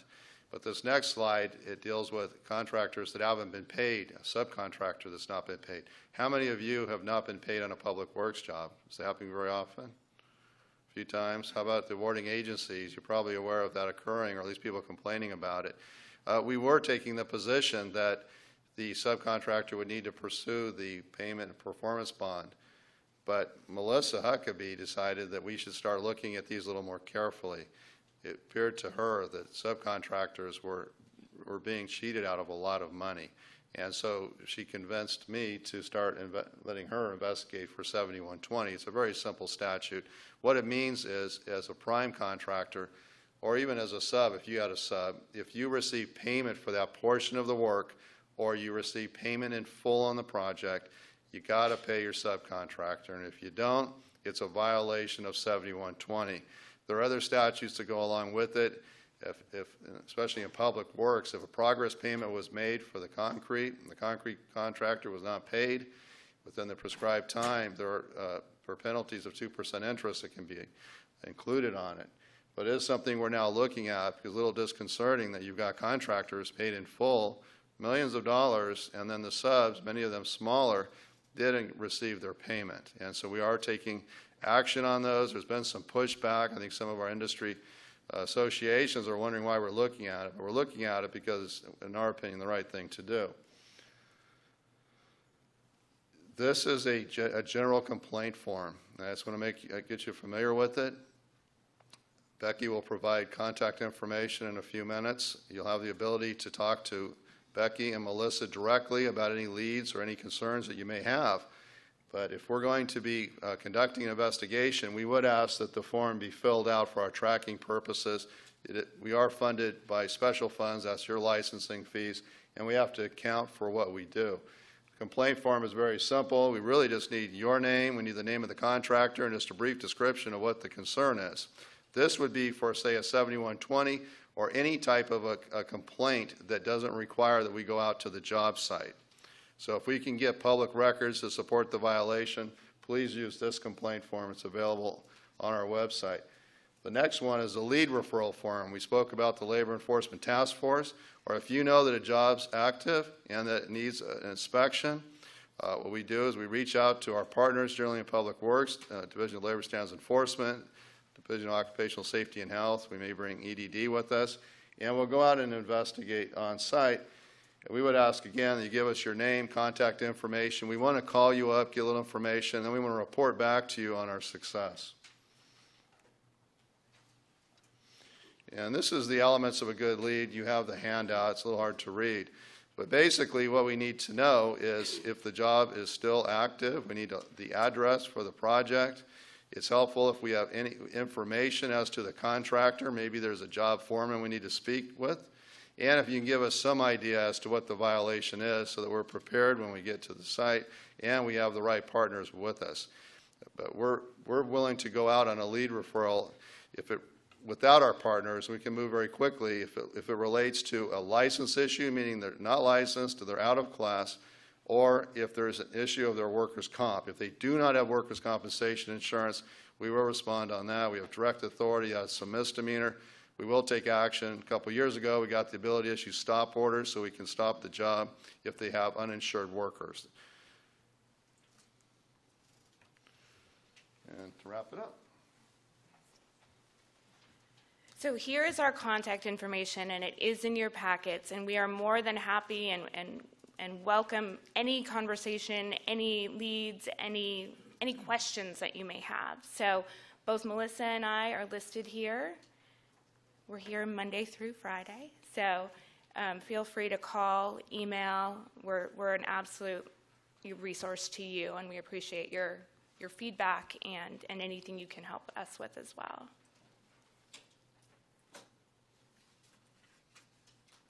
And then we're just going to open it up for questions. Okay, Melissa.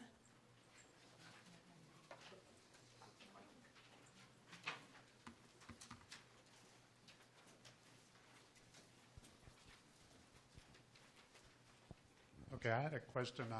This is going to be my first time working with Public Works, so I'm having a hard time finding out prevailing wage. What do I actually? I try to research it and I'm really confused. And reporting, certified payroll too, after. So let me start by saying Public Works is hard, and prevailing wages, crafts, classifications. One of my counterparts is with the Director's Office Research Unit. And a lot of times it's kind of nice to have these folks here as well because it gets into the question what crafts, what classifications can actually do certain work, and what are the correct prevailing wage rates. If you have a pen, write this number down. Ask for the research analysts on duty. And sometimes it even deals with the issue of classifications. Which crafts can do what work? Can a carpenter or can a laborer install lockers, metal lockers? Is it sheet metal? Is it... And so what will happen is prevailing wages are determined usually in the modal rate, and in most instances it's going to be the collective bargaining agreement or the union rate is the prevailing wage rate by craft and classification. The director of the Department of Industrial Relations will then adopt certain aspects, scope of work provisions, so that's what they're going to use. What type of work is being performed, and does that craft claim that work? Sometimes we might have some jurisdictional issues between the unions, and you will see the research unit actually white out portions of the collective bargaining agreement, which means that the director does not support the union claim for certain work. Sometimes they don't, and where there's actual bona fide jurisdictional disputes, the contractor can choose which craft or classification to use. And that was a court case in 2006. Prior to that, the research unit would take a wage survey for all contractors who did that work by the county that the work was being performed in to determine what the proper rate is. So important number. Area code, it's out of San Francisco. It's area code 415-703-4774, and ask for the research analyst on duty. And so this is when you have an issue, what is the correct prevailing wage rate? I have a question on craft or classification, which craft can do this type of work? And those are the folks that would answer those questions. Okay? Oh, sure.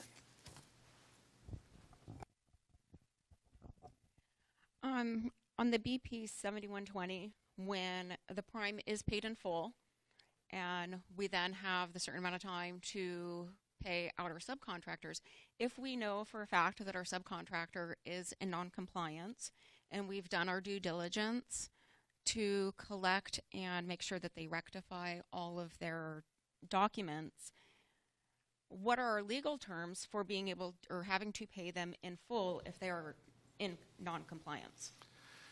Yes, if this is the same as it would be for somebody that's having work done on their house. You need to put that contractor on notice. You need to write them a letter. You need to list your concerns, give them an opportunity to perform. If they're not able to perform, then you're within your rights to withhold payment for that portion of work and hire somebody else to correct and complete it. Just make sure that you've kept good records and you've documented.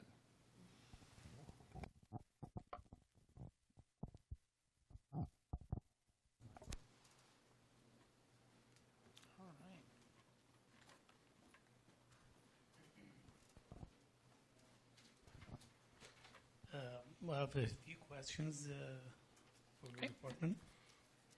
If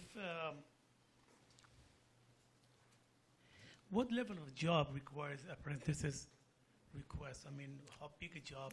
Good question. So this is a question regarding apprenticeship law. Labor Code Section 1777.5 is a section that deals with the minimum requirements for apprentices. And it will require it for all projects that are total cost for the owner over $30,000 and containing apprenticeable crafts. So those are the two requirements. Then contractors are going to be required to complete a DAS 140 contract award notice and submit it to your approved apprenticeship program. Now, we may have contractors, both union and non-union, because there's apprenticeship programs that are both union and non-union, what we call joint programs, labor management on the union side of the house, and unilateral programs on the non-union side of the house. And you must let them know that you've been awarded this project with a DAS 140.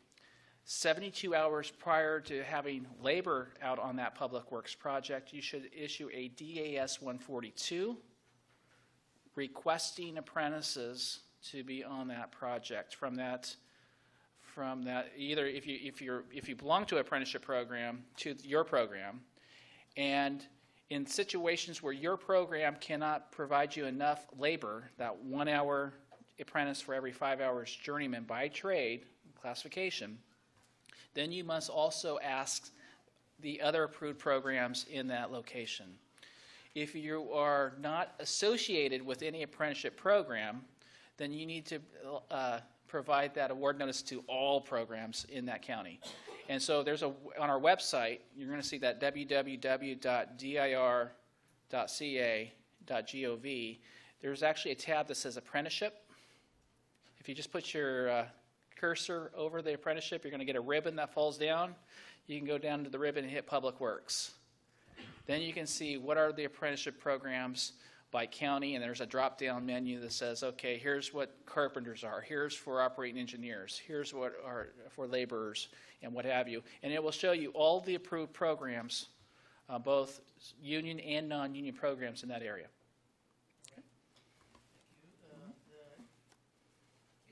Project, the prevailing wage is always the updated, the day rate, or it could be, like, just say we bid a project 6 months ago, now we are awarded. We use the rate for back then, but is that the payroll going to be based on the? Okay, so this is, again, a good prevailing wage question. What is the proper, or what we call the effective wage determination for my project? So The research unit will put out those determinations 2 times a year, February 22nd and August 22nd of each year. They do not become effective until 10 days after that issue date. Then, once you realize that, then you have to know what is the first time that that public agency awarded that project, the bid information, first advertised bid notice. And they have an affidavit that they complete. And you would take the first advertised bid date, and let's say it's today. Let's say it's April 28th, 2015. We would know that the effective wage determination would be the determination that came out in February 22nd of 2015, because it became effective 10 days after, 23rd, 24th, 25th, 26th, 27th, 28th. Be careful of leap years, because depending on the leap year, it may be effective on the 3rd or on the 4th of March. So in this case, we know that it became effective on March 4th, and we know that anything that was on or after March 4th is the most current determination was the 2015-1, which came out in February. If a project was put out to first advertised to bid on March 3rd or March 2nd, December 29th, November, then it would fall back to the prior year, which is the 2014-2 wage determination. So of course of construction, that's the rate Right. we pay at the time of bid. So that's for projects that go out to bid. What happens if a project doesn't go out to bid? Because you're not going to have a first advertised bid date. What the Labor Commissioners has enforced is the date that the contractor entered into that contract with that agency. So in those situations is so whatever the date of the purchase order, whatever the date and so then you'd use that date and do that same analysis. Now, once you determine that you have an effective wage determination, then you have to look at whether or not there's going to be incremental changes. I won't say increases, because sometimes it goes down, but very rarely. But for instance, if I know that I'm going to be operating a backhoe, and I'm going to have a scraper, and I'm going to have all this heavy equipment, I know that I can look at and say, okay, in this effective wage determination, there's going to be an incremental increase of $1.50 to the basic rate, another 75 cents to health and welfare, and another 30 cents to training fund. I have to figure that out when I bid that project to know that effective July 1st of 2015, that there's going to be an increase. And so that's going to be something that has to be submitted within that bid. But did I tell you Public Works is hard? Because it is. Yeah. Yeah, there's a lot to it. Next question, you already answered, but I'm not clear on this one. Is we have an employee at the job site getting prevailing wage. Us as the owner, do we pay ourselves the prevailing wage? Do we have to, or? If you are an owner, or if you're a foreman, if you're a corporate officer, and if you're say you're a job foreman, and there's 2 types of foremen that could be out there, right? It could be the ones that are actually doing more supervisorial tasks. I'm making sure my guys and gals are at a certain place at a certain time. I'm doing other reviews. I'm not actually doing actual work. As soon as I pick up a hammer, we use that as the example, and I start pounding, I am now a worker on a prevailing wage rate, and I have to be on the certified payroll records. And if I'm a salaried employee, your salary can only cover straight time hours. So what that means is if I'm paid $5,000 a month, you would take that $5,000 a month, get your annual, times it by 12, right, $60,000, divide that by 52 weeks in a year, divided that by 40 hours, and that's what we would determine your hourly rate is. So if it requires you to make more than what your hourly rate is, then you have to make sure that that salaried worker is making that additional amount. In addition, and this is a good point, especially for new contractors in public works, if you look at a wage determination, it's broken out 3 ways. You have your base rate, you have your fringe benefit packages, because I told you most of the rates are coming from collective bargaining agreements, and you have a training fund component, which composes the total hourly rate. There are really 3 separate areas that we will look at. If you're a non-union contractor, you can pay the whole hourly rate less the training fund, which has to go to a qualified training program or to a California Apprenticeship Council, which is the another part of the Division of Apprenticeship Standards, part of another commission that's overseen by the Department of Industrial Relations, and they represent all of the apprenticeship programs in the state of California, both union and non-union. And at the end of the year, those monies that go into that program actually are paid out in grants back to those various apprenticeship programs by craft and classification. So it's hard. So if you're an owner-operator, you're not paying yourself a check if you're a sole proprietor, but if you're a corporation, you're an employee of the corporation, even though you might be the chief executive officer and you might be the, a small S-corp type of corporation or a limited liability company or what have you. You still need to reflect yourself if you're actually doing work that would be deemed covered work. Okay. Explain, can you go through that, how you determine the wage again? Okay, so yeah, this is hard, right? So how do you determine the wage determinations? There's first thing you need to know is how often do wage determinations come out? February 22nd and August 22nd. Add 10 days, because it becomes effective 10 days after the issue date. Once you have those dates, which would be March 4th on a non-leap year and March 3rd on a leap year, and then 10 days after August 22nd, which is September 2nd, is that right? 1st, September 1st? So September 1st. Once you have those dates, then what you do is you take, if the project went out to bid, the first advertised bid date. So when you're at that pre-bid conference, you're going to want to know from the agency, okay, when did this project first advertise? And it's that first date. And then you take that first date to figure out what the correct wage determination is. Right. It's more the math as I was wondering, how you said you take the weeks and all that. Oh, okay. And then how do you determine if a salaried employee, what they're making? Okay, that's a separate. And what that is, the state law says that a salary can only cover a 8-hour, 40-hour, 8-hour a day, 40-hour a week. So in that case, if I have a salary of $5,000, that's a month.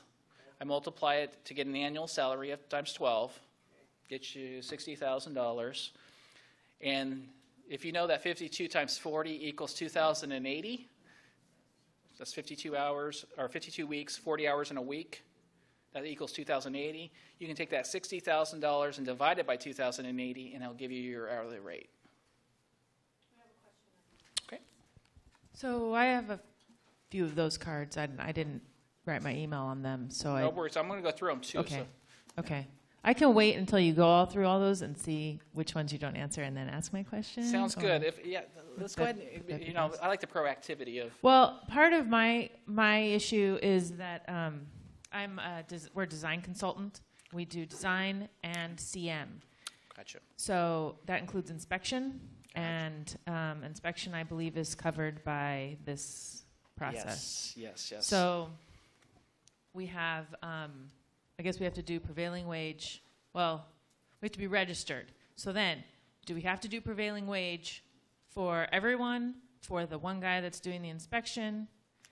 And then, in addition to that, if the guy is of retirement age, can be on Medicaid, right? Do we have to include health benefits in his prevailing wage because he's already getting Medicaid? Yeah, okay. Some of those Give some nuances there. So this is for our A&E companies that are out there, right? Our architectural and engineering firms. There's going to be certain tasks that most architectural design type of work is not work that's subject to prevailing wages.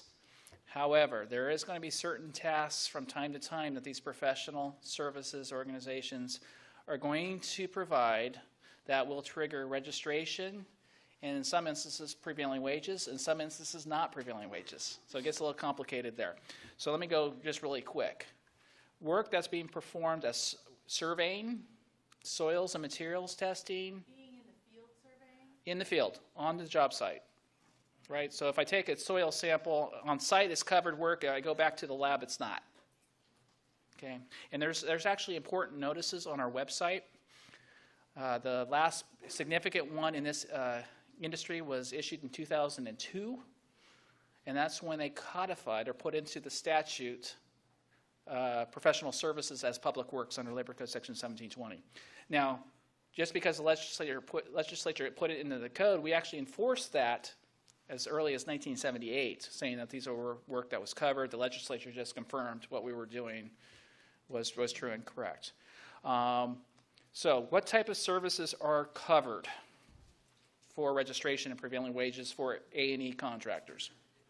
And I say contractors because that's defined in the labor code as contractor, not in the business and professions code, right?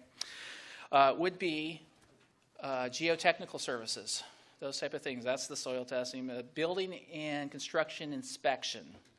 The operating engineers in Northern California Local 3 and in Southern California Local 12 claim these type of professional services. And there's actually prevailing wage rates for surveyors. And it is based off of, actually there's 4 different classifications, rodman, it gets into the chief of surveying, there's different rates, and you'll find that on the county subtrades. So if I have a job in Sacramento, I will need to go into Sacramento County to find those folks. The soil testers and material testers and building and construction soil testers, materials testers, and building and construction inspectors, you'll find by region. Northern California, Southern California, and San Diego. And again, that's covered by the operating engineers. And it's dealing with more of the specialty inspection type of services. That's what they're looking at for the prevailing wage rates.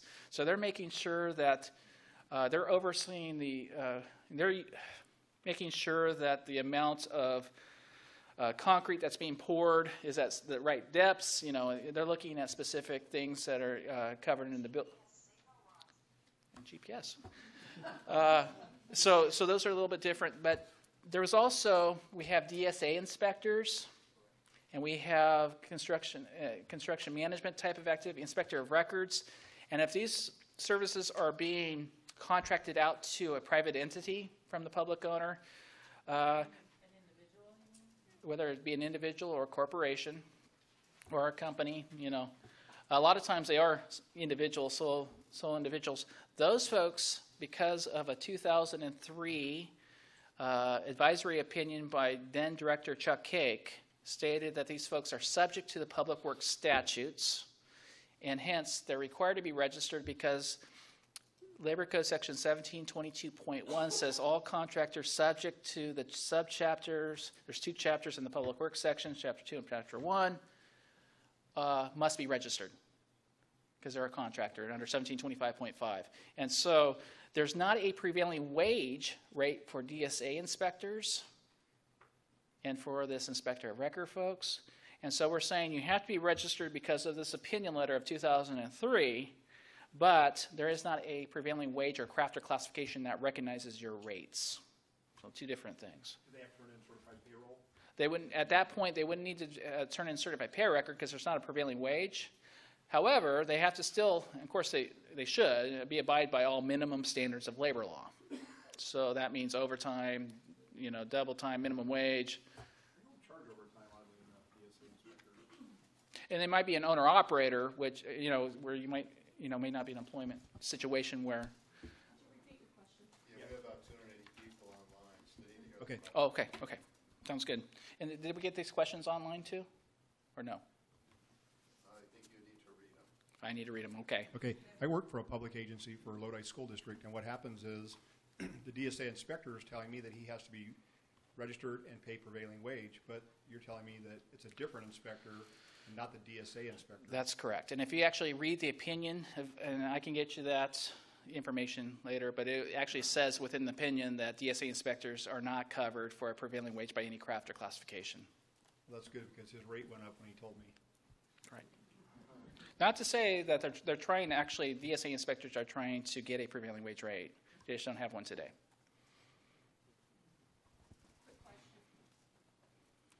With the DSA inspectors, since they are under the prevailing wage law, do they have to submit like a DS 140 and just say they're not? No, because it's not an apprenticeshable craft. It's not recognized by any craft or trade. Okay. So then all of that that's required is the registration. And if it wasn't for that opinion letter, we would have said that they were not required to register at all. Going back to my stuff.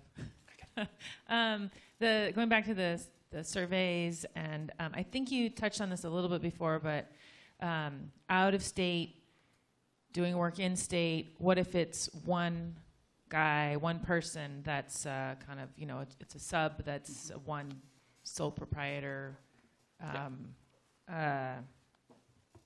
I think that's it. So if it's the work that's being performed is something that's subject both to registration and prevailing wage.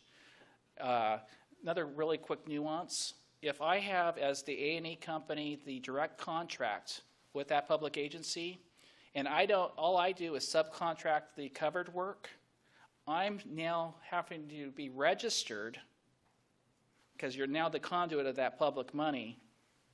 So that's a little nuance. For that subcontract that you've come out to say, okay, I want you to do the surveying, I want you to do the geotechnical work, and I want you to do I have to be registered and they have to be registered. both, because it's now you're in that chain of the public funds. So that is definitely a huge nuance.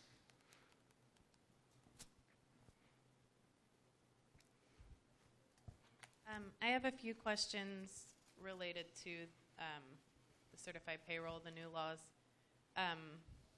Well, first off, what action should be taken with any subs that are out of compliance and aren't registered, not for jobs that are being bid post the April 1st date, but for any existing projects? Do we need to be concerned about those subcontractors? Good question. The way SB 854 was crafted, it really, the mandates only kick into effect for the new projects. Okay. So if you were a contractor that was on a project that was bid on prior to March 1st, or were awarded a project prior to April 1st, then the registration requirements are not going to be for that particular contract.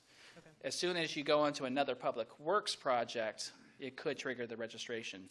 Now, keep in mind, SB 854 did not expand what prevailing wages are. It is bringing, however, a huge light to a lot of public owners that did not realize certain things were covered, because there was, especially with a few groups, school districts, community colleges, some few of those, some cities, some special districts, did not realize that the public contracts definition of public works it was different than the labor code, and they went with the public contracts code, which has higher thresholds for certain things that went out to bid. But prevailing wages have always been required in California, and I say always, a lot of our laws go back to the 30s, 1937, if the project was over $1,000. So that's a lot of confusion that's out there. But now, because the law has always been that way, that prevailing wages is over $1,000, then that's going to trigger both registration and now, for the first time, Public Works contract award information to us as well. Did I answer your question? Good. Another question, you had mentioned, and sorry if I missed this, but you had mentioned that there's going to be registration required for some people that don't have a contractor's license. So where is that spelled out, or is it just defined as anyone doing work on the project? So that's spelled out in the labor code, which is the definition of contractor, 1722.1. And it says, basically, in layman's terms, it basically says, are you subject to these statutes of the Public Works? 1720 through 1861 of the Labor Code. If the answer is yes, then you have to be registered. If you go into the actual registration statute, which is 1725.5, it says all contractors as defined by Labor Code section 1722.1 must be registered. Okay. So that's where you find that. And so then you get into what are the types of crafts that do not require a contractor state license board license. And of course, we already talked about the professional folks, the architectural engineering folks. You also have the truck drivers that might be doing covered work. There's actually a bill right now in Sacramento that wants to cover material suppliers historically, which is the ready-mix companies. Then those drivers, those right now, they're looking to change 1720 to include that work. And so those folks would not be required to have a contractor state license, but will still need to be registered and pay prevailing wages. In addition, you have what we call the mow and blow contracts.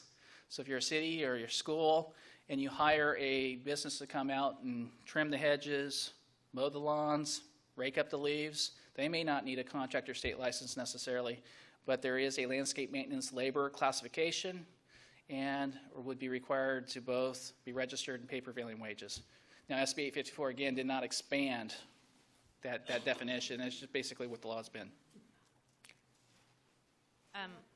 Okay, here, and then we'll go. Sorry, one more question.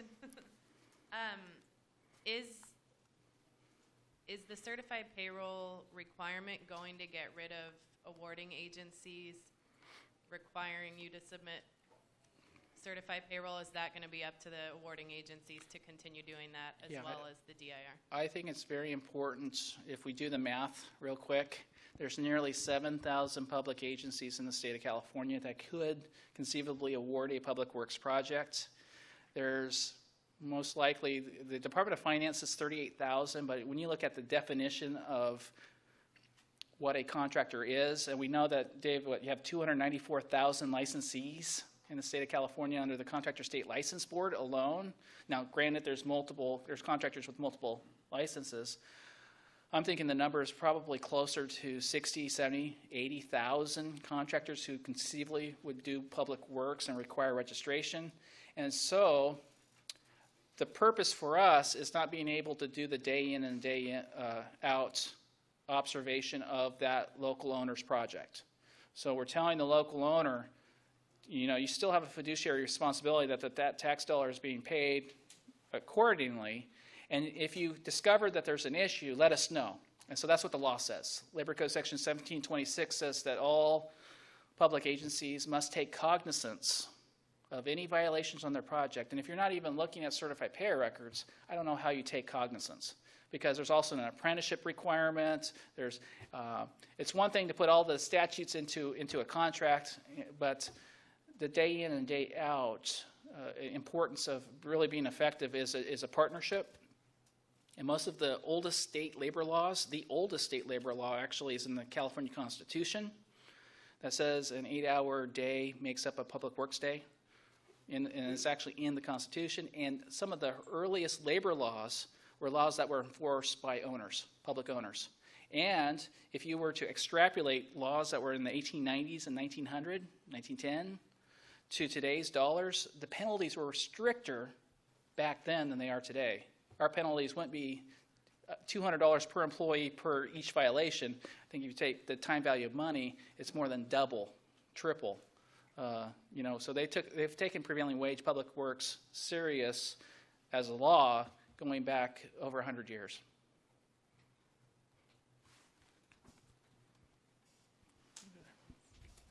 Following up on the concept of the date of the original legislation, you mentioned, I think 1937 is when the $1,000 threshold was established? It may have been a different threshold. The prevailing wage laws, how you determine what prevailing wages are, I believe the last change in the $1,000 was in the 1980s. And so given that fact and current cost of living and the bigger sphere of updating the legislation, is there no discussion of increasing that limit? That is something that you would have... Yeah, and that's something to talk about to the legislature, because that $1,000 threshold hasn't gone up in at least since the 1980s. But it's going to require folks to actually find legislation or somebody to take up that cause.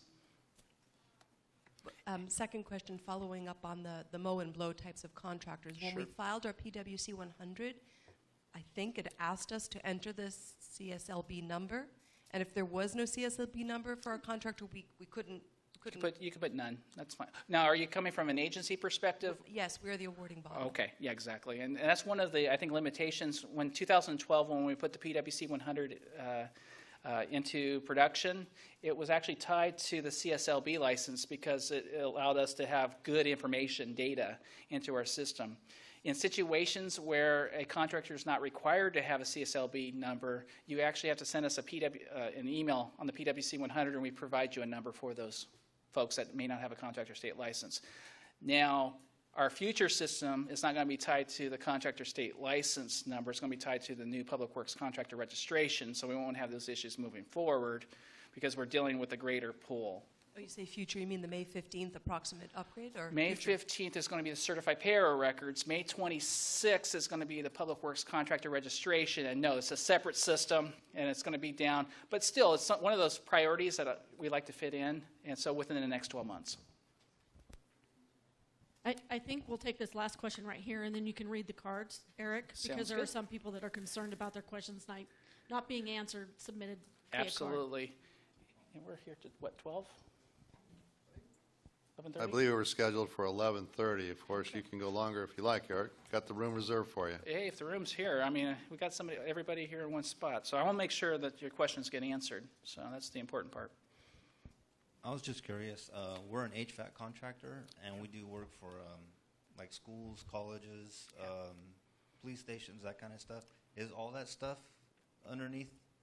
I mean, everything we do out there now is going to be considered prevailing wage or public works job? Yeah, realize that it was always considered prevailing wage if it was over $1,000. So that what you're hearing today is a lot of public agencies going, ooh, we didn't realize because we thought it was under a different threshold. 1771 of the Labor Code hasn't changed, like I said, since the 1980s as the threshold level. So if you were to do any type of maintenance work on an HVAC unit, on a public works site, on a school, on a police station, on a fire station, city hall, Parks and Rec District, what have you, and it was over $1,000, it was subject. It has always been subject. You may not have been notified, but it's something that's requiring registration, not because SB 854 required it, but because it's already been in the law for several decades. Okay, so we got a lot of cards. Wow, it's like I remember when I was a little boy collecting baseball cards. I've been thrilled to have this many baseball cards. So the first question is for public agencies. Public agencies register their projects. Must we notify DIR via email when the project is complete? And the answer is no. You don't. What you can do is you can update the PWC 100 to put in, because it asks an estimated completion date, but you can put in the completion. Just go ahead and just put in the completion date and update it, and it's good to go. There was a change in the law not last year, but in the last legislative cycle. It required all public agencies to give us a copy of their notice of completion, and it was automatic, and it was a mistake made by the legislature. We opposed an automatic, and we had submitted the language that was correct, and they submitted, when it went into the bill, into law, the wrong set. And so we spent a year saying, here's what we need. And so in January 1st of 2015, they got the correct language to say, only upon written request from the Labor Commissioner may you need to provide us the notice of completion. So it's not automatic anymore. So some good news. I mean, I was getting hundreds and thousands of these notice of completions because the law said you had to. So that's no longer there. Okay, next question. How do I comply with weekly or monthly certified payroll reporting requirements if I have no employees? So we kind of had that question before. And so the key is that you would list yourself as the worker. You're not going to have any withholdings. You don't have payroll if you're an owner-operator, right, or a sole proprietor. If you're a corporation, you may be an employee of the corporation, and then there may be payroll deductions and certified payroll record and what have you. So what you would do is reflect. So you're going to do, when you did your analysis to getting that contract, you're going to say, you're going to have a component of how many hours that you're going to be out there and what your rate of pay is. And so you're going to, and what we don't do is dissect. If a part of your labor rate includes, if you have equipment, we don't parse that out. Okay, so you can put the labor rate, equipment rate, until the law changes that allows us to be able to parse that out, which it hasn't. You can put that rate. If you're an owner-operator, owner, you should still pay the training fund contribution to that craft or classification just because of the type of work that's being performed to support that. Quick question. If I'm not involved with the union or another union type, where do I pay that? So the question was, if I'm not a union contractor and I want to pay, let's say I actually have a small company that I have a backhoe, and so say it's operating engineers, I don't have to pay it to the Operating Engineers Union. I can pay it to the California Apprenticeship Council, which is, it's not for unions, it's not for non-unions, it's for apprenticeship purposes. And so those are the ones that at the end of the year, they actually pay grants out to both union and non-union folks based off the craft and classification. Okay. As a general contractor, can we view or subcontractor labor compliance documents? I'm thinking the certified pay records. Initially, no, on our system. But that's why I said be tight on your subcontracts. That I spoke at the Construction Employer Association not too long ago, and they've actually developed addendums into their subcontracts to make sure that before you submit your certified pay record to the Labor Commissioner's office, we want to be able to see what you're doing, and then show us proof that you submitted it to the Labor Commissioner's office. And so the reason why they want to do that is so they can, because the law requires that the prime contractor, because there's this thing called joint and several liability, which means that everyone down the line is responsible for all wages. So if I'm a prime contractor and I have a subcontractor, and that subcontractor has a second-tier subcontractor, the prime contractor is responsible for everybody. And then also they could be responsible not only for the wages, and they're already responsible for the overtime penalties under 1813. And then there's another set of penalties called anytime that there's an employee is paid less than the prevailing wage, a penalty of up to $200 per day per employee can be instituted. And I've seen penalties in that alone close to $1 million. So if I'm a prime contractor, I want to protect myself. And I'm going to say, I see the certified pay records. I was out there. I took job note. We had our own, inspectors out there. Wait a minute. We know that you had 6 employees out there pouring concrete, and you only show 3 on your certified pay record. So it gives them an opportunity to make sure you do the certified pay records right. Okay. And it says, if not, how do we know if we're in compliance in order to issue the final retention? So that's because you're already set up some procedures in advance to take a look at those certified pay records. Okay. Okay, what labor compliance documents are required to be uploaded? And so for the new law, it's just the certified pay records today. So that's what we're going to do. It's going to be a data-driven system. And, there's no good electronic system. There's no good, even paper.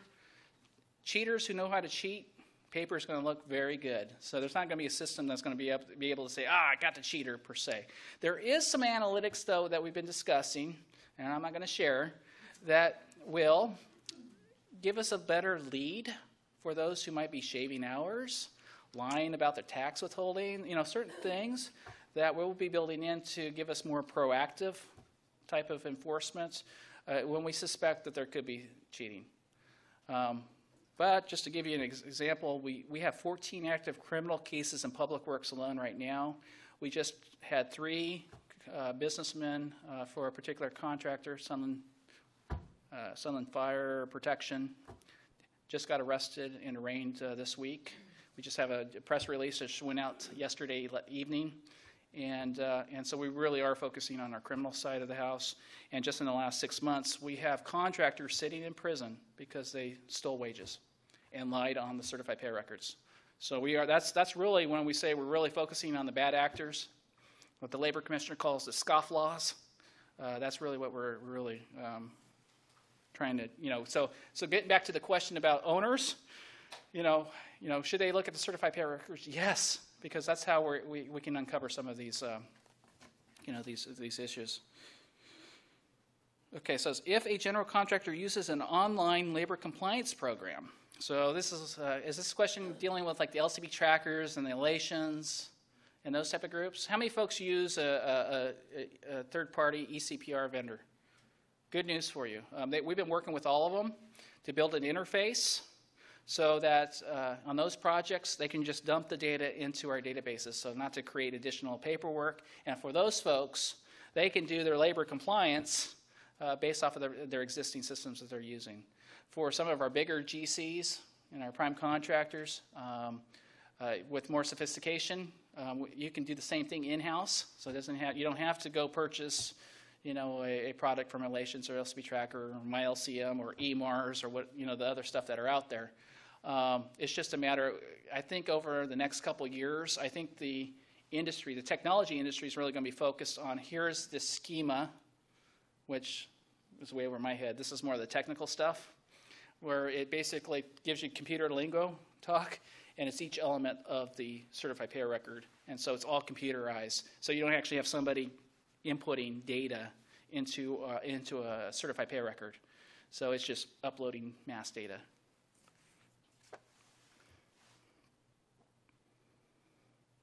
So it says, as a general contractor, is it our responsibility or the awarding body to ensure all subcontractors are assigned to a particular project? So on the PwC 100 today, we tell the awarding agencies, you're not going to know everything about your project.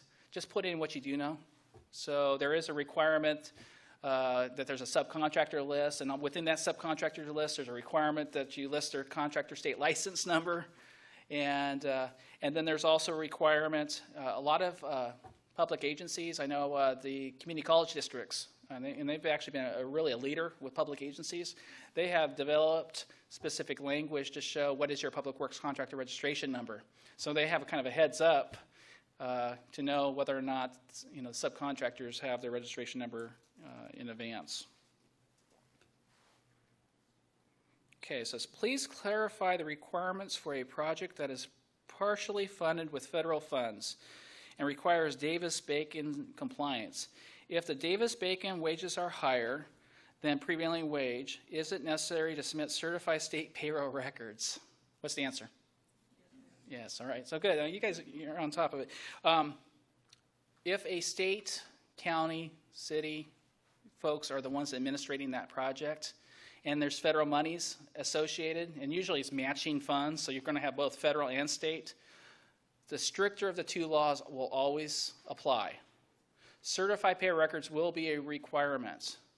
And so you're going to have a requirement, it's going to require our certification, that's why everything's going to be online, under penalty of perjury. The federal forms is not under penalty of perjury, but they're listing certain title sections within federal law that it's their fraud sections. So they can go after the Copeland Act for wage kickback under federal purposes, but it's the stricter of the two laws would apply. If a city awards contracts for office cleaning, is this covered contract? So when we say office cleaning, are we talking janitorial services? And if so, the answer is no. And the answer is why? Well, Labor Code Section 1771 brought in maintenance. Go into the regulations to further define what maintenance is, and you'll find two exceptions of maintenance. Contracts for janitors and contracts with security watch folks that will watch material or the job site. And so they're not subject to the public works registration. And how will a cleaning company register if they don't have a CSLB number? And so that gets back to your question, is that we have to assign them a number in today's PwC 100, which I think is the biggest liability or biggest issue we have with the PwC 100 today, because it does require my staff to intervene to get you a number. And so, but going forward, I think that it's going to be resolved with that public works contractor registration number. Question, can you create a list of all who need to register? That's tough. There's a lot out there. So we do have frequently asked questions, and a lot of these questions have come up, and I'll share you some of the highlights. Pest control services. Is it subject to public works or not? Anybody? Answer is it depends. Yeah. If it's a standalone contract and all they're doing is coming out monthly to spray around the buildings and stuff, it's not subject. Same with weed abatement. If all it is you have weed abatement folks coming in and spraying chemicals, it's not subject to public works. I said it depends because in certain circumstances, if some type of construction activity occurs or if it's part of a bigger construction project, then it could be. But the standalones, I'm actually contracting for specific services. I had an interesting question down in San Diego. When we say pest control, gophers and stuff, and all they're doing is putting down traps. The director has opined that that's not subject work. But then one of the school districts threw me a curveball. They said, we're afraid that those traps are going to get stolen. So then we go into a concrete pad and we bolt down Now you're affixing to real property, and it is subject. So that's how detailed the nuance this is. So the question is, can you create a list of all who need to register? It's really difficult, as you can see, because of nuance and stuff. So anytime you have questions, contact that research number I gave you earlier. How do you enforce it if you don't have that list? I'm sorry, how do you enforce? How do you enforce that people are registering if you don't have a master list of who needs to register? One thing about Public Works is we have a lot of folks that have eyes on Public Works projects, whether they be labor management cooperation committees, whether they be unions, whether they be competitors, whether they be even public agencies. And so a lot of our how we get our issues is usually through a complaint. Yeah, but if I don't. But the enforcement part I really meant was, but how do you know it's wrong if there's not a list saying you're supposed to do it? Because anytime you have any questions about Public Works, there's a requirement that you find out, and you find out through the director's research unit. So, and it's going to be based off of, just how you word a question could change the answer, right? If all they were to say we're trapping gophers, we would have said, no, that's not covered. And until we found out that they were actually affixing it to real property, that would change the answer. Right. That was my question, actually, about the registration of all the people creating the list. Yeah. So my question is, like, the guy that repairs the appliance. Yeah. Maytag repairman, right? Right, the Maytag repairman, exactly. So we have like 50 kitchens, so we have an appliance guy that comes out under contract to repair the broken stove. Oven. Is that covered work, anybody? The answer is no. Because it's not real property. It's like a photocopy machine. Right. You're getting service on a photocopy machine. It's an appliance. Now, again, here's the nuance. I have a freezer. They're coming out and fixing the freezer. What type of freezer is it? It's built into the real property. Now it's subject. It's not a standalone appliance that I'm just plugging into the wall. Then it gets a little bit more complicated where you have to do some plumbing activities. The more construction you do, the more likely it's going to be subject. If it's literally just some type of an appliance, most likely not covered.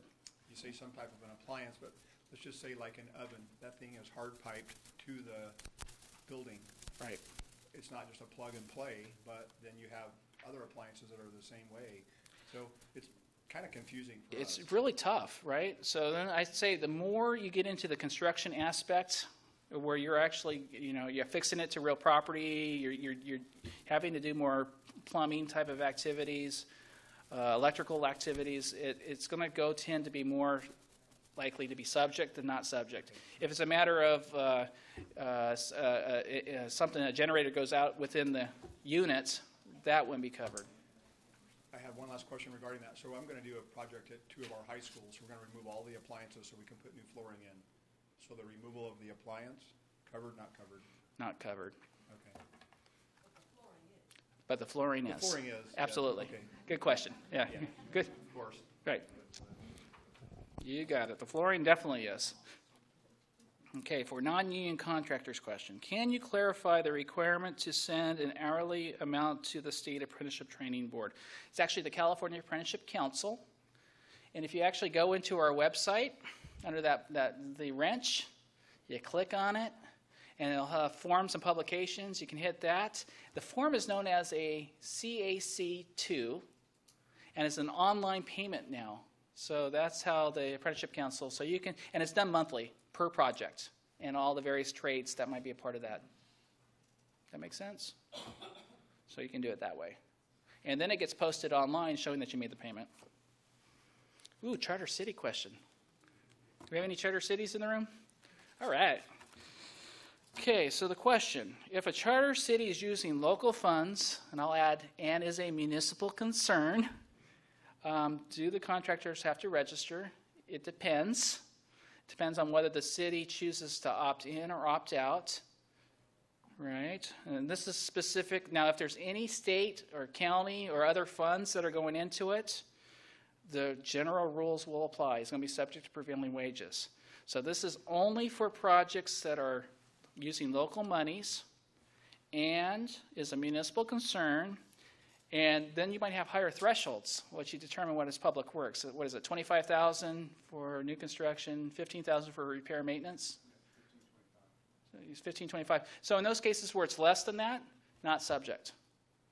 In cases where it is, subject. Okay, so the key is it a public work, is it not? And so the labor code does allow nuance for charter cities. Now, of course, we know about SB 7, right? So one of the, it's battling through the courts as we speak. The first lower court has deemed that the SB 7 is constitutional. The director's office just sent out letters to the 5 charter cities in the state of California. 121 of those cities came back and say, we are not opting out of public works on our concern because we want to make sure we get gas tax money coming back to us. Of the 4 that didn't respond, I'm sure might be might have a terrible Christmas surprise because the state controller's office that issues the gas tax monies to the cities are going to, DIR, not the labor commissioner, but the big directors, the big D, has submitted a list of all the cities that have said that they're not opting out of public works, and those folks will continue to get gas tax monies and other state monies. Just make sure it's truthful, because there is watchdog groups that are going to be, whether it's the Construction Industry Force Account Council, which oversees the Public Contracts Code, to make sure that everyone's complying by the rules.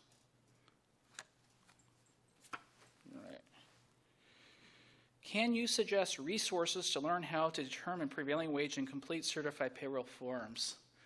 Well, first thing is there are free programs out there, and unfortunately there's also a lot of expensive programs that are put on by fancy law firms.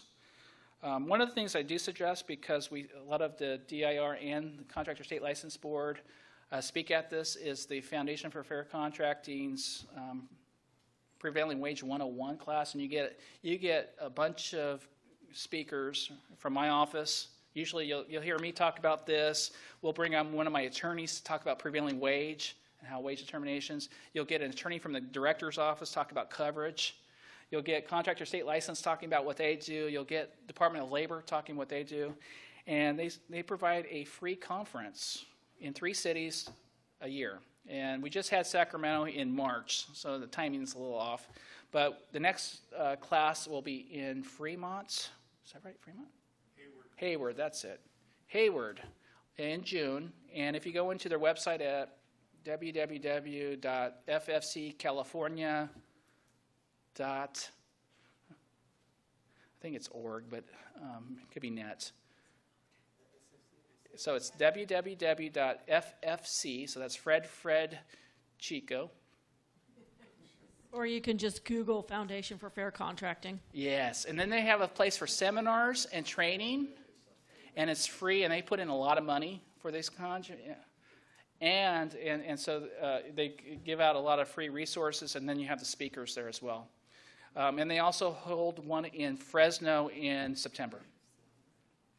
So usually Sacramento March, usually Hayward in June, and Fresno in September. And those are free. And I like promoting free. So there's other ways you can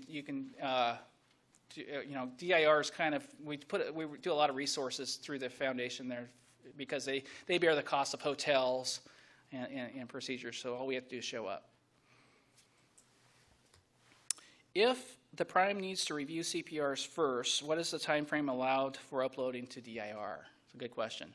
So what we're going to say is, under the law, whatever the awarding agency tells you that you need to provide certified pay records, but at no time more than 30 days after the work has been performed.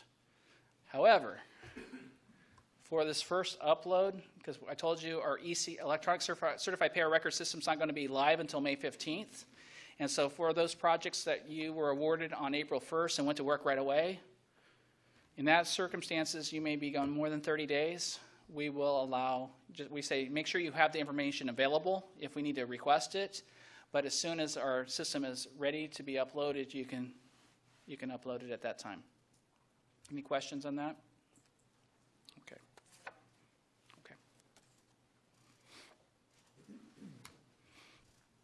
And if I'm a prime contractor, I'm going to want it before. I'm going to say, probably my subcontract, every 2 weeks or what have you, please submit me your certified pay record so we can then do a review and then show me proof that you've uploaded it to the Labor Commissioner's office. Will you be providing the XML template ahead of time? We so have it been. ready? So if anyone's interested in that, so I'm going to give you my email address. It's Dave Fote at, no, I'm sorry.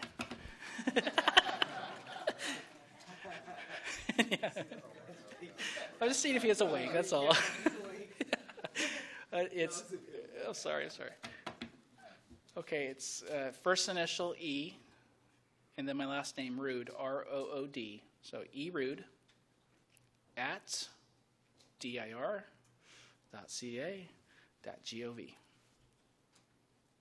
And just ask just in your to-do line, just say, I want the XML schema, and I'll give you the instructional guide and the schema and everything. So yeah, we're trying to get it out. We actually have had a bunch of contractors provide us doing a lot of testing because we wanted firsthand knowledge. So the Granite's of the world and the Roblins of the world and the Clark Construction and so there's some big companies that have been testing this out for us. So working out all the bugs in advance.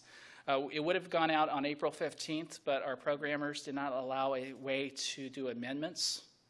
And we said we can't put that out live because, as everyone knows, it's really easy to mess up on certified pay records and you want to amend it. So the system now allows for multiple amendments, as many as you need. But it won't go live until May 15th. How do contractors know if a job is public works? Is that disclosed by a customer asking contractors to bid on the job? It's supposed to be, right? So the customer, the owner, is going to, which is the public agency, should tell you this is subject to public works because in certain circumstances you may not, there may be a very difficult question, and maybe it's a close call, and the worst thing that an owner can do is make the call themselves. Because of, San Diego. Right now, $8 million later, and 2,023 employees getting paid later, the port is in litigation now with the prime contractor who paid that $8 million. So the port is not on the hook for $8 million. They're on the hook for $12, $16 million because of attorney's fees and other costs that are involved in litigation and stuff. And I don't know what the argument is. Court's already said it's covered work, prevailing wage. The department has already said it's prevailing wage. And so those are the things. And then Labor Code Section 1782 says when a public owner, public awarding body misleads a contractor, that the contractor has due process against them, and they can recover any losses because of that misleading. Okay, so now my post 40Is are coming into existence. CPRs to be submitted, uploaded to both DIR and agency. I would say yes. Eventually, our system is going to be fully reviewed. It could be viewed by the public owner and the prime contractor and subcontractor. The agencies that already use LCP Tracker and Elation and MyLCM and EMARS, because I have to name all of them that I know of, and anyone else that's in that business, will have the capabilities just to continue as you're doing, with just one added feature, which is dumping the data into our database. Who, agency contractor, is responsible for determining compliance with registration? Both, right? We're all in this. Agency cannot have somebody that's not registered on their project legally. The prime contractor cannot employ a subcontractor who's not registered. It's basically, if they're not registered, they're not allowed to be on that public works project. Quick question. Regarding that, the registration and giving that 24-hour notification, I noticed in Labor Code section that the awarding body can throw out a bid if somebody's not registered. Does that individuals, can they still get that 24-hour leeway? Yeah, there's still a 24-hour leeway, and a lot of the employer associations made sure that the language was there, that a public agency has to allow that 24 hours to allow that contractor to make it right. So that is a requirement. You can't just throw out the subcon. It's for a prime who's registered and one of their subs are not registered. Now, if the prime themselves are not registered, then yeah, they can say that they're non-responsive. So the 24 hours is only for subcontractors who inadvertently did not register prior to when they were supposed to. Okay? All right.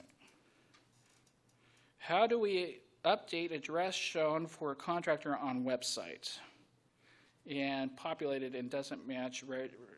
Is this contractor registration stuff? And the question? Yes, so it's registered. When I registered online, it asks for all of the address information, but when it pops up, it's pulling up our old address from 3 years ago. Oh, so this is, the agency's putting it in the PwC 100. It's pulling off probably an old CSLB list, which shows your address previously. Oh. When I go to update the account, it's just my own personal login account. It's not the account overall. Right, because it's pulling that data, so it's not corrupted data. Unfortunately, it's outdated data. So let me talk with Dave and Becky and Melissa and see what, if there's some way to get make sure that we have the most current list for what I call my my pig, the program. We're still putting a little bit of lipsticks on that pig called the PwC 100. Ideally, we'd like to actually have a system that's a little bit more friendly and that's not tied to, and this was apprenticeship folks that put that together. So there's some, which has created a great a lot of good information. We're getting data that's real data. The bad thing is it's really static and hard to fix because it's pulling from a different database. Where do training funds paid for non-apprenticeship crafts go? Example, construction inspect. If there's not a pound sign on the wage determination, that's going to tell you whether it's an apprenticeship craft or not. It goes to the worker. Okay? If there is a pound sign, it has to go to the California Apprenticeship Council, and that makes it an apprenticeable craft. Right? The pound sign is the designation on the wage determination to determine that. So keep this card out, Go. I want to double check that inspector to make sure it's not an apprenticeshable craft. Your question, ECPR. Who is responsible for adding all subcontractors to the project once it's registered online with the PwC 100? The awarding body or the general contractor? In the old system, it allowed either, right, to add the subcontractors onto the old ECPR system, the PDF uploads. The new system is going to be much easier, and it's not, although tied to the Public Works PwC 100 for the file, to allow the certified pay records to be identified where they belong, it's going to allow the contractor to select the appropriate project, and it's going to ask one question: who are you contracted with? If I'm the prime contractor, it's going to be with the public owner. If I'm a subcontractor, it's going to be with the prime. If I'm a second tier, it's going to be with the subcontractor. And so we're going to so it's going to be free flowing, and it's going to allow those contractors to automatically upload to the PwC 100. So that's the new system that's coming out on May 15th. And also, for those contractors interested in the XML schema, you're going to get everything. You're going to get what the interface is going to look like, and you can go in there and play with it. The interface, it works. A little clunky, but it works. And the XML, if you can do the XML, if you have the capability of doing that, it's the way to go. It's really smooth. Okay. Does an out-of-state survey firm need to be registered? What if they're just a sub to design? I think we answered that question, right? So if they're coming in out of state and they're a survey firm, and if it's an apprenticeable craft, they're going to most likely need California workers' comp. So the first thing we're going to be looking at, did they say that they were exempt? They have to be registered. And they would have to do certified pay records if they were doing activities subject to prevailing wages, or in the case of the DSA inspectors, that they're actually on site doing inspection services. What is the list of labor types that must be registered, i.e. structural design and You kind of answered that too. You said ask someone. Yeah, okay. Woohoo. All right.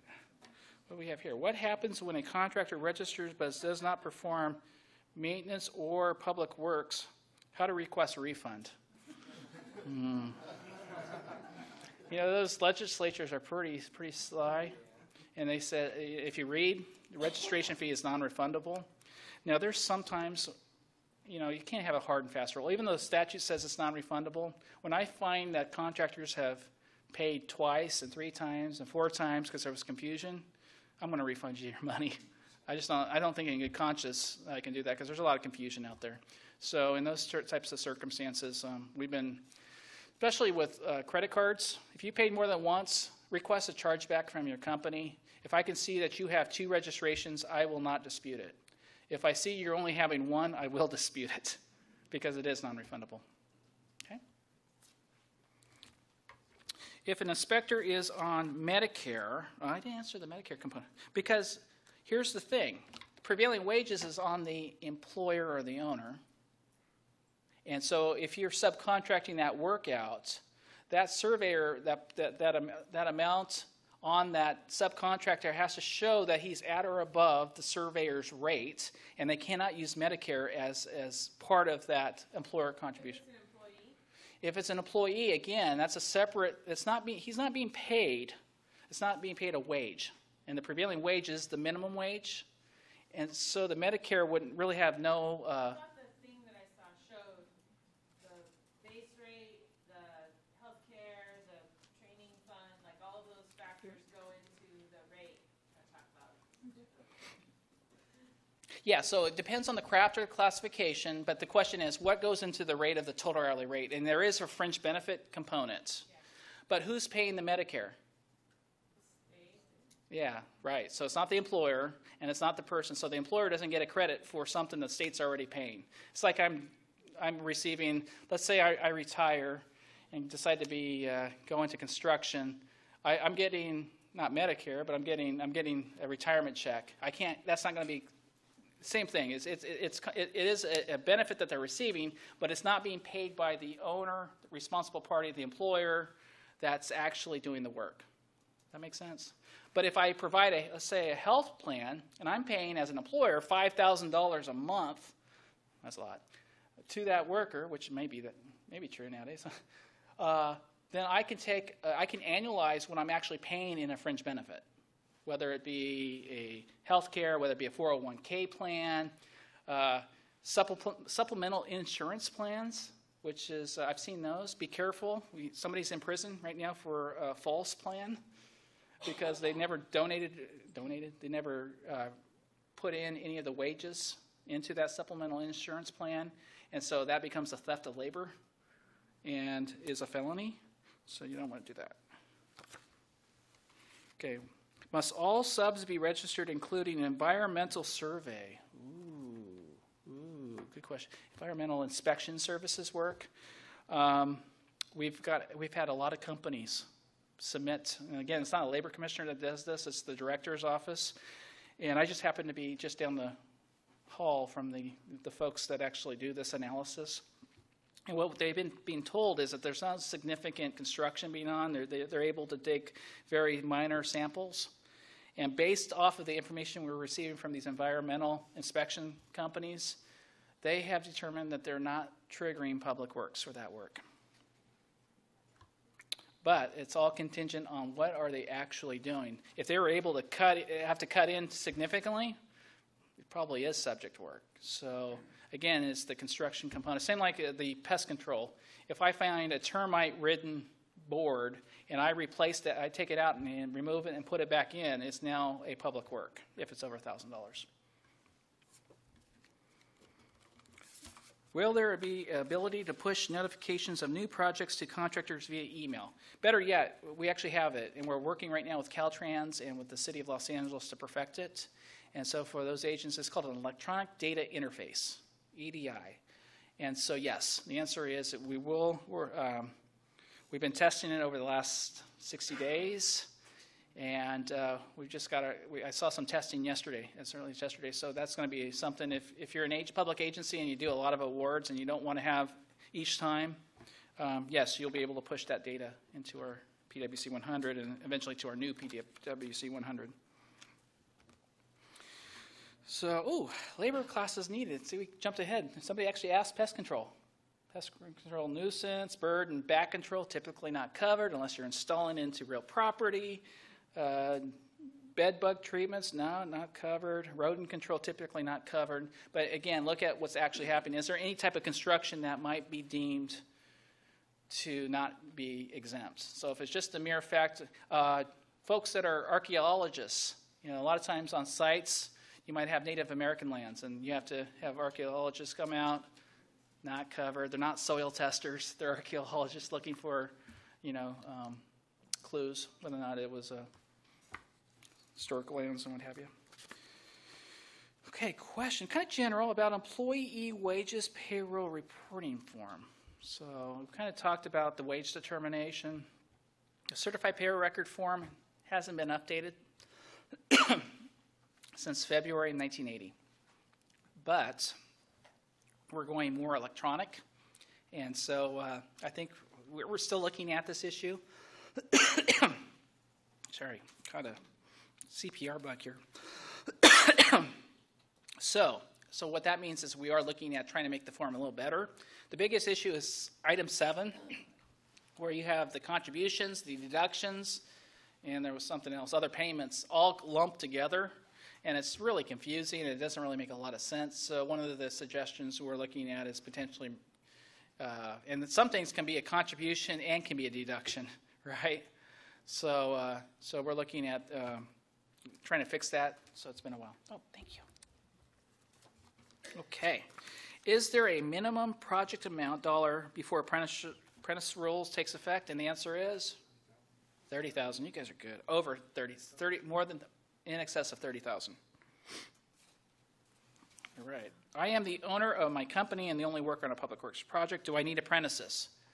No, there's a special exemption under the 1777.5 that doesn't require you to have apprentices.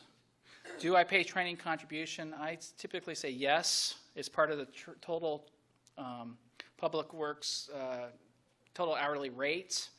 If it's a pound sign, if it's an unapprenticeable craft, no. So there's not a lot of them out there. Teamsters in Northern California do not have an apprenticeship program. Southern California, they do. So if you take a look at the determination. If it has a pound sign, yeah, I'd pay that into the California Apprenticeship Council or to an approved program.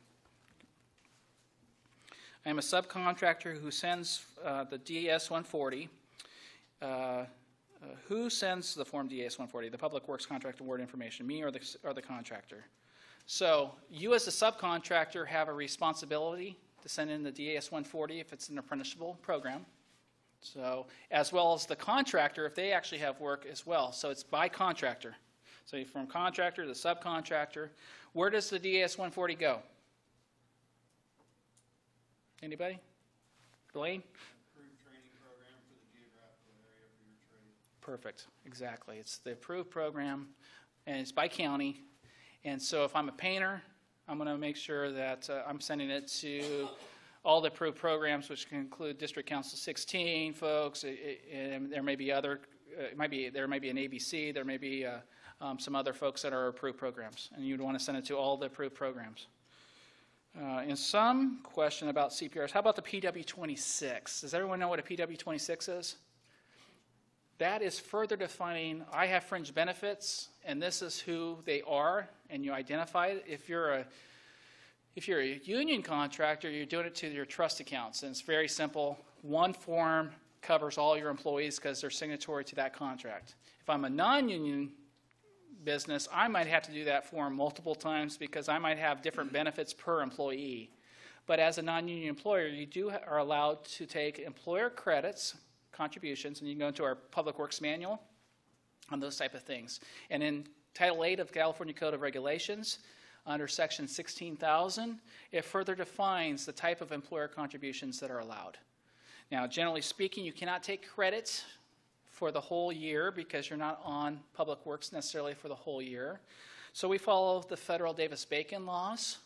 And a lot of times what we'll say is you're allowed to annualize those benefits and take that as a hourly deduction from your prevailing wage obligation.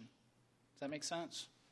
So if I'm paying $500 a month or $1,000 a month in Blue Cross for my workers, and I pay $12,000 a year, I divide that again, the 52 weeks times 40 is 2,080. So you can take 12,000 divided by 2,080, and you can safely take that credit, hourly rate credit.